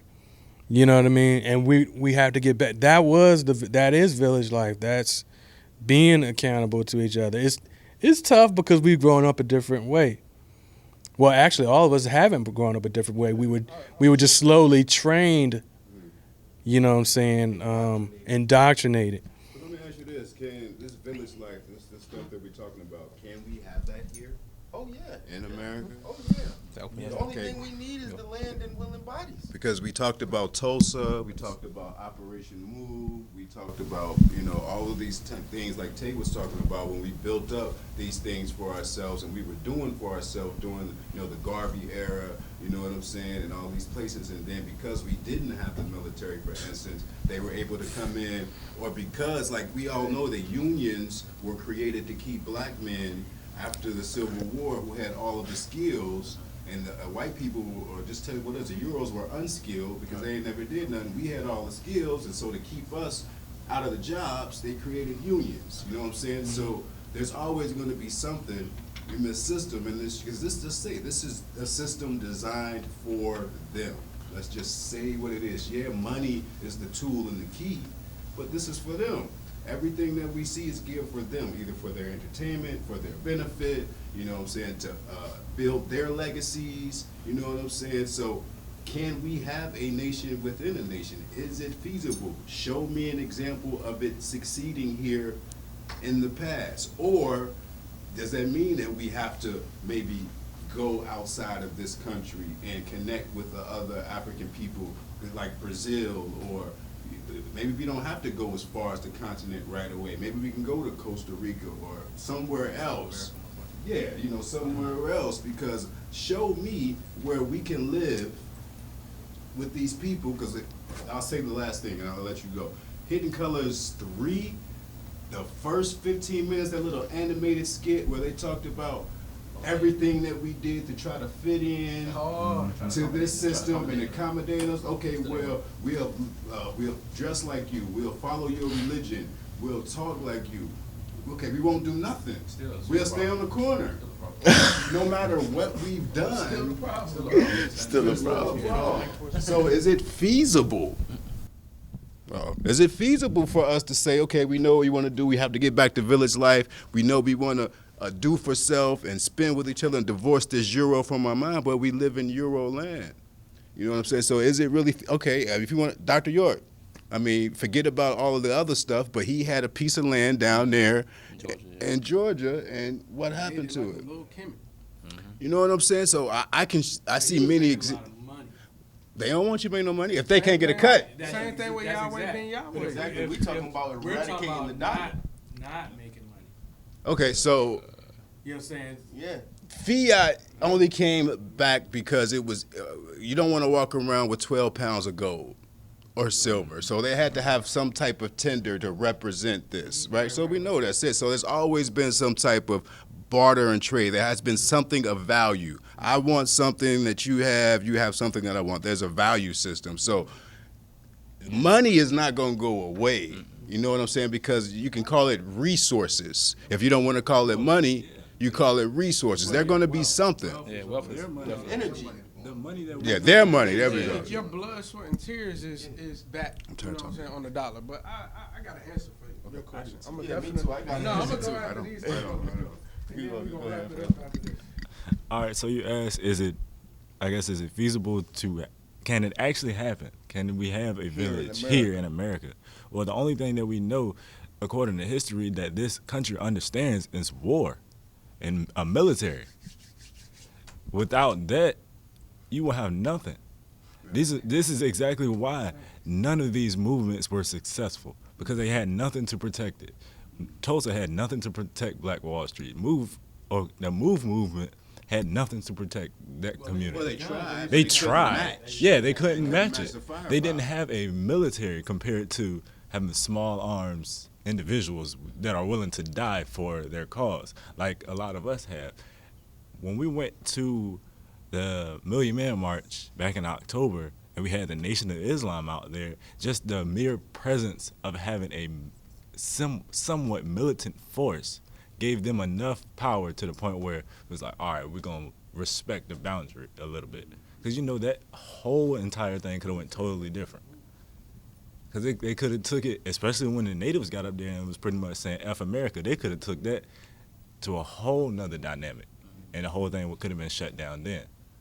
But you have to have some form of protection to have a village on this country. I can't speak for the world, but I know here, that's the only thing they respect. When those planes hit those towers and it was supposedly Al Qaeda that did it, their instant reaction was, we're going to war. That's the only thing they know. Hit me, I'm in you back. It wasn't no, hey, let's sit down and talk about it, see what actually happened, why these things happen. Say, no, you hit these buildings, we're going to war, we will kill you. Figure it out later. And now that went to so much more. They went over there, they saw the resources that were there, and was like, oh, well, this is not about war anymore. We come for what you got. But yet, when somebody come over here and do that, it's a problem. But we do it every day. So that's my take on that. It can happen, but we have to have protection. We have to have something, some kind of force to say, if you come around here messing with anything that we have, you will die. That's a harsh reality that a lot of us are not ready for. Because some of the people that we're going to have to take out are going to look like us. But go ahead. Oh, yeah, I like the fact that you said that, too. Our biggest enemy is ourselves. But back to the topic at hand, as far as creating our own, I would like to call it a little Eden, you know what I'm saying, here in hell, it would only take it would take the tool, of course, of the dollar. Like we said, we all on the same field as the dollar being a tool. You know what I'm saying? You use it to get where you need to go, and you drop it. You leave it alone. So the dollar would be used to basically just acquire land. Since we have to buy the land here, we would use the dollar straight to acquire land. Everybody already has trades and talented skills and all that. We got plenty thugs in the street, love to shoot, bang, bang. So for every institution that you raise needs a militia. Every building you put up out the ground needs at least 21 soldiers. Simple as that. And that keeps from the bombing or the invasions. You know what I'm saying? We got brothers, grocery stores. We got brothers that know how to build. You know what I mean? You could build a grocery store. You already got farmers. You know what I'm saying? Now we could get somebody who can build. And all this, no money is involved. No money's involved. He's growing food. You got an architect. He needs somewhere for his food to be sold, rain, sleet, hail, snow, wherever, whenever.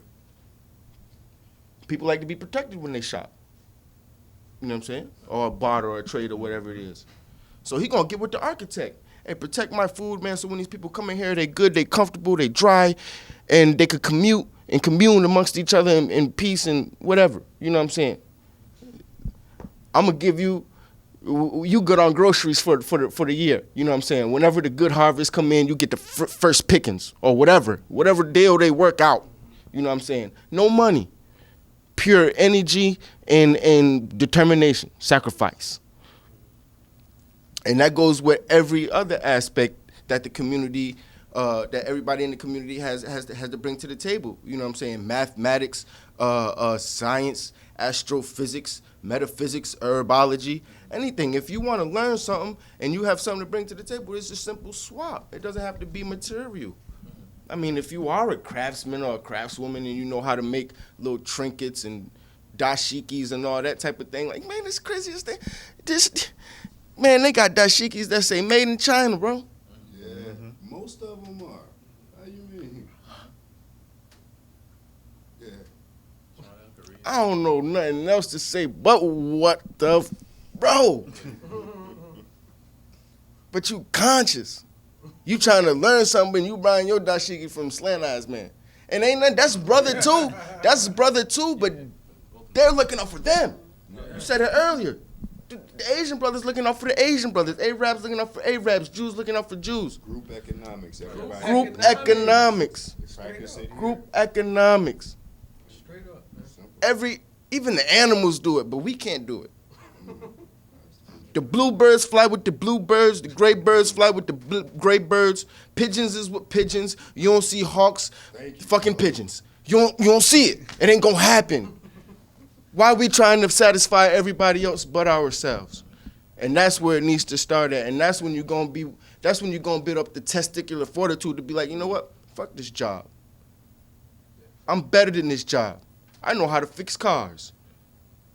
I know. Matter of fact, I know how to transform this car from gas power to electric power. Damn, I know how to do electricity. I'm an electrician. Let me figure out how I can make electricity conduct from this water. What? Now you got water flowing, you got water making electricity. And at the same time, the water's being purified. What? Come on. The sciences is there. And this is you could come here and learn this. This book's here for you to learn this stuff. I got a GED, bro. I ain't graduate high school, and I bullshitted at TCC. You know what I'm saying? But I like to read. I like to listen. You know what I mean? I acknowledge the fact that, the divine creator gave me 2 ears and 1 mouth for a reason. I didn't mean to spit that way. Word. I saw you catch something and I saw something fly out my mouth. Oh, word. But, we should listen 2 times more than what we speak. And if we did that, it'll be a lot less conflict. It'll be a lot less arguments. It'll be a lot more overstanding and understanding than understanding. You know what I'm saying? And a lot of people watching this won't even be able to grasp that. You know what I'm saying? That's the idea of the challenges that we face. Even the language itself. It's bastardized. You know It's what the I'm saying? bastardized language. You in a certain state, yes. How can you say one word? How can you say one word that means 4 different things? You know what I mean? Spelled 4 different ways. Sounds the same. There. Intonation of it. Yeah. Yeah. Intonation, yeah. Like, It's crazy. But we don't even take the time out to master that. because we don't know. Like, I'm just saying, a lot of it is ignorance. We got a lot of tools that this European culture or whatever it is, Western civilization, I don't even know what to call this hocus pocus, man. But it's a lot of tools that they've given us. You know, well, I can't even say given us because we gave them everything. But we pick back up on. It's a lot of tools we pick back up on that we fail to use on a day-to-day that can help us manifest the realities that we want. You know what I'm saying? And that's really what I'm all about. You know what I mean? So but we could definitely have that Eden here. We could definitely have that here with no money. I can speak, but he had his turn. Oh, well, I was gonna say something real short on what he was talking about, as far as the possibility of having the village life. I think that American society right now, there's a large, I think, chunk of people that's willing just to let us be now for a little while. I don't know how long, but I think the way the culture is going right now, that there is a bit of a separation going where a lot of white people want to be a little bit more left to themselves, a little bit more. You know what I'm saying? And you know what I mean, and which is obvious that this trend is going in that direction because we've got more black banks, you know, now than ever before. You know what I mean? These types of things. Now I don't even know who's backing these black banks. So before I speak too much on that subject, I need to do a little bit more research. But I mean, the overall point though is that it seems that there's the overall energy in the country right now is, you know what I'm saying, allowing for us, you know what I'm saying, to do our own thing a little, somewhat. You know what I mean?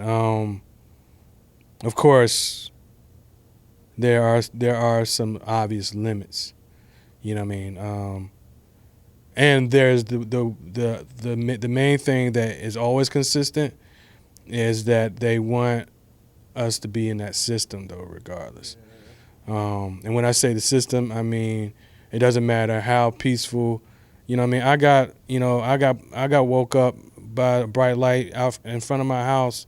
I had fallen asleep in my car in front of my house. Next thing you know, I'm getting pulled in because I had some maca root pills. I got caught for that in a few days. Yeah. Felony. Yeah, maca root pills. Oh, it tested as methamphetamines. I was like, that's impossible. That's impossible that your test said that these maca root pills were methamphetamines. Yeah.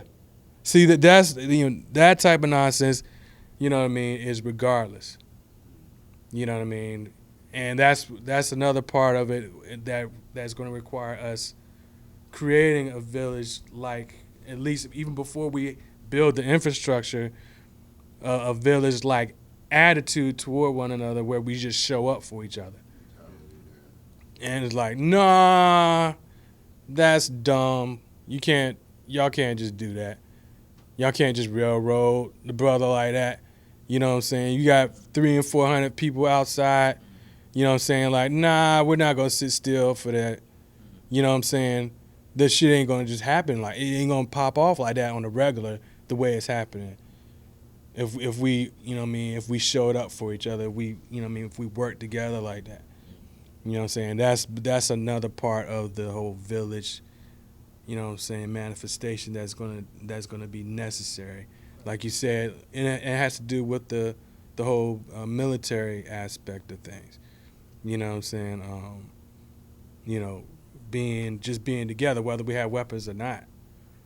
You know what I mean? Just being together and being and not letting ourselves get too bogged down in our individual problems, because we all got them. We all got individual things, and we gotta learn how to share with each other, to share each other's burdens. You know what I'm saying? So we can so we can stay stronger, man. Because we were born into a hole, and so we got to, in order to get out, we got to stand on each other's shoulders. That's peace. That's peace, man. I'm gonna wrap it up after I speak my piece, man. But to answer the brother's question, is it possible for us to have this quote unquote village life aspect? I want to say I know it's possible, but who's willing to make it possible is the question. Because when we speak on, like you just mentioned a few minutes ago, even the language that I'm speaking in currently at this moment is a borrowed language that was also borrowed from another language. So when we get down to the dynamics of everything you do in life is systematically done, even the point of you sitting in traffic on the way to work was systematically done. So when you look at that dynamic and you go in and you find at least one person to pinpoint the most smallest and minute thing that's been systematically done, and they come up with a way to reflect it and reverse it, that's how we gonna get somewhere. If you know English is a bastardized language, how many brothers in the community teaching Swahili? The most world-renowned African spoken language on the planet right now is Kiswahili. Find it. Go learn it. If you don't want to learn it, get with some brothers, build up a think tank, go get y'all ass a Rosetta Stone. Simple. You don't know how to, you know what I'm saying, grow agriculture? Learn it. These are some of the few things AIM, and Reachback is doing right now. Amongst the AIM organization, we have multiple different sectors. I teach weapons, martial arts, and training combat classes. The brother over here builds crafting and does everything under the sun almost. The sister right here does agriculture. The brother right here is the intel coordinator. So you have to have all these different categories and things in place. You have to have your nurses, because if the military get wounded, what are they going to do? You have to have your herbalists, because if the nurses don't know what to prescribe you with, what are you going to do? You have to have your agriculturalists, because if the herbalists don't know what it is that they growing and feeding people, that's going to be a problem. So everything is a chain reaction. It's a step-by-step process. You know what I'm saying? If you don't know how to do agriculture, how you going to get herbs? How you going to get the farmers? If you don't have the farmers, how you going to get the grocery stores? You know what I'm saying? So if you attack everything at everything's core and root, you'll grab it up and pull that damn root up out of the ground and say, okay, it's no more of that for real this time. See, we like to just cut off the tree and leave the stump. That's how we operate. We cut off the tree, leave the stump, and say, look, I don't think it's going to grow back. Not realizing, like you said, it's still sitting in that subconscious. So subconsciously, you just sitting in traffic. You're driving to the job, Black Power. You're playing your music, Black Power. You know what I'm saying? You're eating your McDonald's, still Black Power. That's not real. That's not real evolution. So when you go in at everything and attack its core, the brother said you're going to need a military to protect it. I live and die by that. I'm armed 24/7. And if I'm not armed, I have another type of weapon on me. Best believe it. And if you don't know how to use them, go learn from somebody. You're not about that life. You want to learn the agriculture. Find you a black farmer. Learn. You don't know real estate? Go find you somebody who does. Go get you some land. You know what I'm saying? These things are very vital. You don't know how to really practice spirituality? I can hook you up with those people too. You need educators. We know enough in the community. You know what I'm saying? We know people who don't have degrees. Man, I've been studying metaphysics for 15 years. What? What? That's a voluntary PhD as far as I'm concerned. I know brothers without schooling who can build a house from the ground up. A lot of them. My grandma got a garden in the backyard right now, and I know that's illegal, so grandma, if this get out, they ain't hear from me. But it's a garden in the backyard. I'm talking about pear trees, apple trees. You know what I'm saying? And that's crazy. But you can ask my brother right there, my little brother. We used to sit around running back in the backyard. She picking okra, picking tomatoes, picking patio cucumbers, peppers. I'm like, damn. And I'm worried about Pizza Hut. You know what I'm saying? Not even realizing what's taking place in front of me right here. She every day, she at the bed, end of the day, checkbook. Yeah, I spent such and such cents on it. So you a financial advisor, you an agriculturalist, you a healer by nature. We all have these tendencies. So we can definitely build the village. Now the problem is going out here recruiting the members for the village. That's the problem. We can build the village here, is more of the question. Sure, we can attain these great things and come back to the greatness because it's of us. But I guess the question specifically is here. Here on American soil. The reason why I say still yes to that, because if you understand government and law, the root word of government is to control. So if your government has been put in place to control you with all those dynamics, if you change all of those dynamics to loosen the strengths of the control and loosen those chains mentally, physically, emotionally, psychologically, and you do that to its core, you don't have to live by the confines of the government. So here's the thing. Can the system Anywhere. be changed from within side, or does it need to be destroyed completely? The system needs to be destroyed. If you go get HIV and good old Dr. CB, rest in paradise, come back and say, look, I got you, but you didn't take all your medicine. So you still got 1 or 2 cells that might keep regenerating. It's going to come back full blown. So we got to get rid of it. But the problem is how many black people or melanated people in general are willing to say, just right here in Norfolk, Virginia, look, man, first and foremost, I want to say I'll die for y'all. Second of all, I want to say I'm willing to add my 2 cents on whatever I'm good at to help sustain this nation. Third of all, we're going to teach the children the same thing so they can do it by the time they 14, 15. If we do that consistently and do it with dedication, it's a win-win. But the problem is we have to start with dedication because a lot of us, we like to pick and choose. I tell people all the time, my theory is we treat this shit like Chex Mix. We pick out the little Chex pieces and we leave the pretzels. You know what I'm saying? And if you do like the pretzels, you might get them, but you're going to leave the little swiggly jinx. So at the end of the day, all of these things are vital. We got to stop picking and choosing what we want to do. Like I tell people, an old ancient theory, the way to look at it is you master something by 10,000 hours of it. If you do the math, that's 13 months.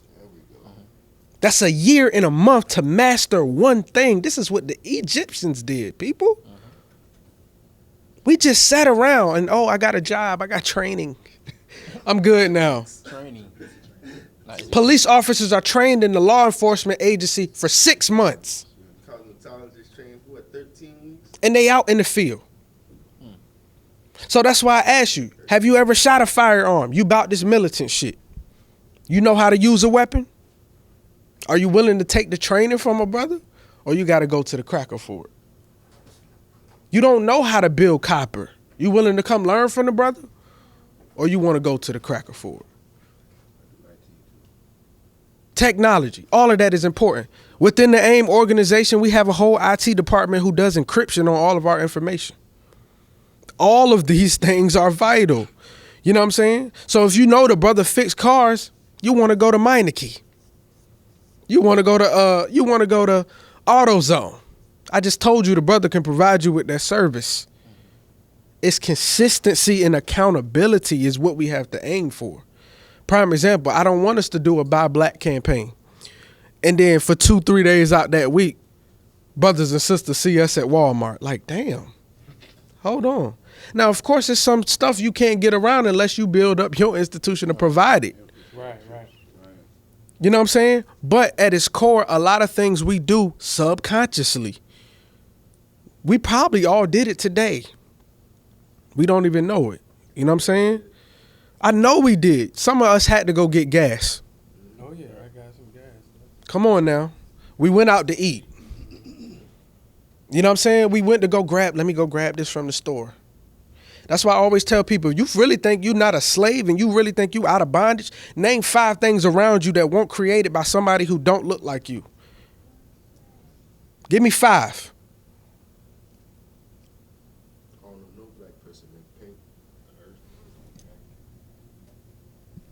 That's just simple as it gets. So at the end of the day, we got to start creating things for every aspect. And then I feel like it can happen just because of the simple fact we have enough people. We have enough, you know what I'm saying, bodies, and we have enough manpower, and we have all these great intellectual minds and advancement, but we have to get the consistency down to a whole system where everything's well oiled. Which is why we have to stop doing this diversity crap and get a whole big umbrella of people. This is why we are called Africans in Motion. If you don't identify with African, I don't know what to tell you. You know what I'm saying? It's just what it is. We don't care if you're a Muslim. We don't care if you're a Moor. We don't care if you're a Hebrew Israelite. We don't care if you're a Christian. The whole key is to get it in for African peoples worldwide. And if you don't consider them African, whatever you want to call them, that's the motto. If you don't think your race or ethnicity is African, you might want to check your background. Yeah, you know what I'm saying? Because like the brother said, yo, it's going to be a lot of people that look like us, talk like us, and even persuade you to feel like they really a part of the culture like we are. That's going to be the first ones that had to go. That's why I ask people that. Cut you was just on that point, like the movie The Matrix. It's a movie, but they reveal a lot of truths in those movies. When he was walking around and he said, "Were you listening to me, or were you paying attention to the girl in the red dress?" And he said, "Look again," and she was an agent. So he said, "You have to understand it. Until you awaken these people, you have to look at them as part of the system, and they're going to do everything in their power to fight to keep this system." Up and running. Now, we're fighting, to dismantle the system and build something else for ourselves. But these people who are not at the level that we have come to yet, they're totally fighting against us. That's what I tell you, man. They're agents. I don't think that we should expend a lot of energy in trying to dismantle the system. I think we should just, just do our own thing. You know what I'm saying? Because that's two battles. I only say that because two things exist in one space at the same time. That's the only reason I say that. Two things can't exist in the same space at the same time. So one will be overtaken with time. I just say as simple as this: it won't be over until we're back on the throne. Simple. I don't care who you are, what you stand for, what your beliefs are, your spiritual beliefs, what history book you done read. It shows there will always be a natural invader. Facts. Even in Kemet that we revere and love so much, plenty of times it's been invaded. Different dynasties. And what did they do? They went to war. It's straight war out here. You know what I'm saying? Everything is a war. It's a biological war. It's a medical war. When your body gets sick, your body fights off the infection. That's war. You know what I'm saying? Even what you doing. Man, that's a physical type of war. Why? Because the food you put in your body is going to reflect your spiritual stance, your psychological stance, all it physical It's a war in every aspect that you look in. So the physical is very minuscule, but when you really look into it, you can't get outside of having a remaining enemy. You know the old gangsters rule, no witnesses. It's the same dynamic. With this revolution or evolution, you cannot have any witnesses remaining. So therefore, if you know that they're weakening you economically through banking, go build you banks. If you know they're literally purposely sickening your people in hospitals,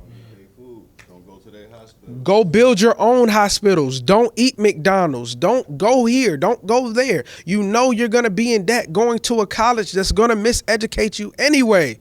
Don't go.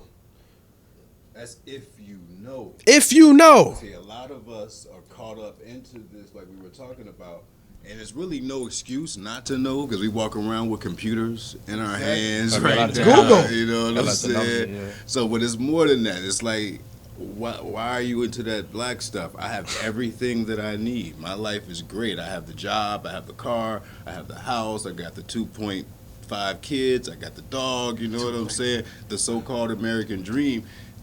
Their reality, they haven't awoken, so to speak, yet. You know what I'm saying? Their reality is different. They're great. You know what I'm saying? Everything's fine. So people enjoy being the same. It goes back to what the sister was talking about earlier. You know, that indoctrination, and it's you don't feel safe. You know, because all you know is what the history books told you, and not just history books, but what the television told you, and what the television showed you was that, you know what I'm saying, Malcolm got shot. You know, that Martin got shot. That's what, you know what I'm saying, that's yeah, right, you know what I mean, Garvey, anything that black leaders did, you know, was violently, you know, dealt with. Yeah. And so, and that's what people, that's what people are concerned about. You know, they're concerned about you know, I got kids. You know what I'm saying? I'm just gonna stay in my lane and just, you know, just hope that God will just keep us where we are. You know what I mean? And but right now, you know, it's we're at a point where things are getting really, really violent, like and blatantly, like, but while at the same time pretending to be cool. You know what I'm saying? Like back in the day, it was violent, and they were very clear on their stance. You know, well, no, we just don't like black people, and you know what I'm saying. But now, right? You can respect that. Now it's right now it's pretending and then trying to make us look crazy. All lives matter. You know what I'm saying? Pretending that something is wrong with us and that we need to be put down like dogs. You know what I'm saying? So, you know, the energy is different now. We've got to approach it a little bit more differently, more solidly with each other. And I mean, back then, we were together, actually, a lot more than we are today. You know, right. Well, that's romance. We're romanticizing the thing because, let's be honest, there's 52 countries in Africa. And inside those 52 countries, there's so many more ethnicities and spiritual systems. So I'm not under the impression that we can all get together, just not in the same room. You know what I'm saying? I mean, you can do what you do, like Army, Navy, Air Force, Marines. You know what I'm saying? Like, we don't all have to be cookie cutter, the same, identify with the same everything. Exactly, you know what I'm saying? Because nature in the world itself is filled with differences. Assortment of things. So I'm not saying, we got to be the same. I'm just saying, whatever you're doing, let's just follow Garvey. To me, Garvey is a genius. Race first. Simple. Garvey.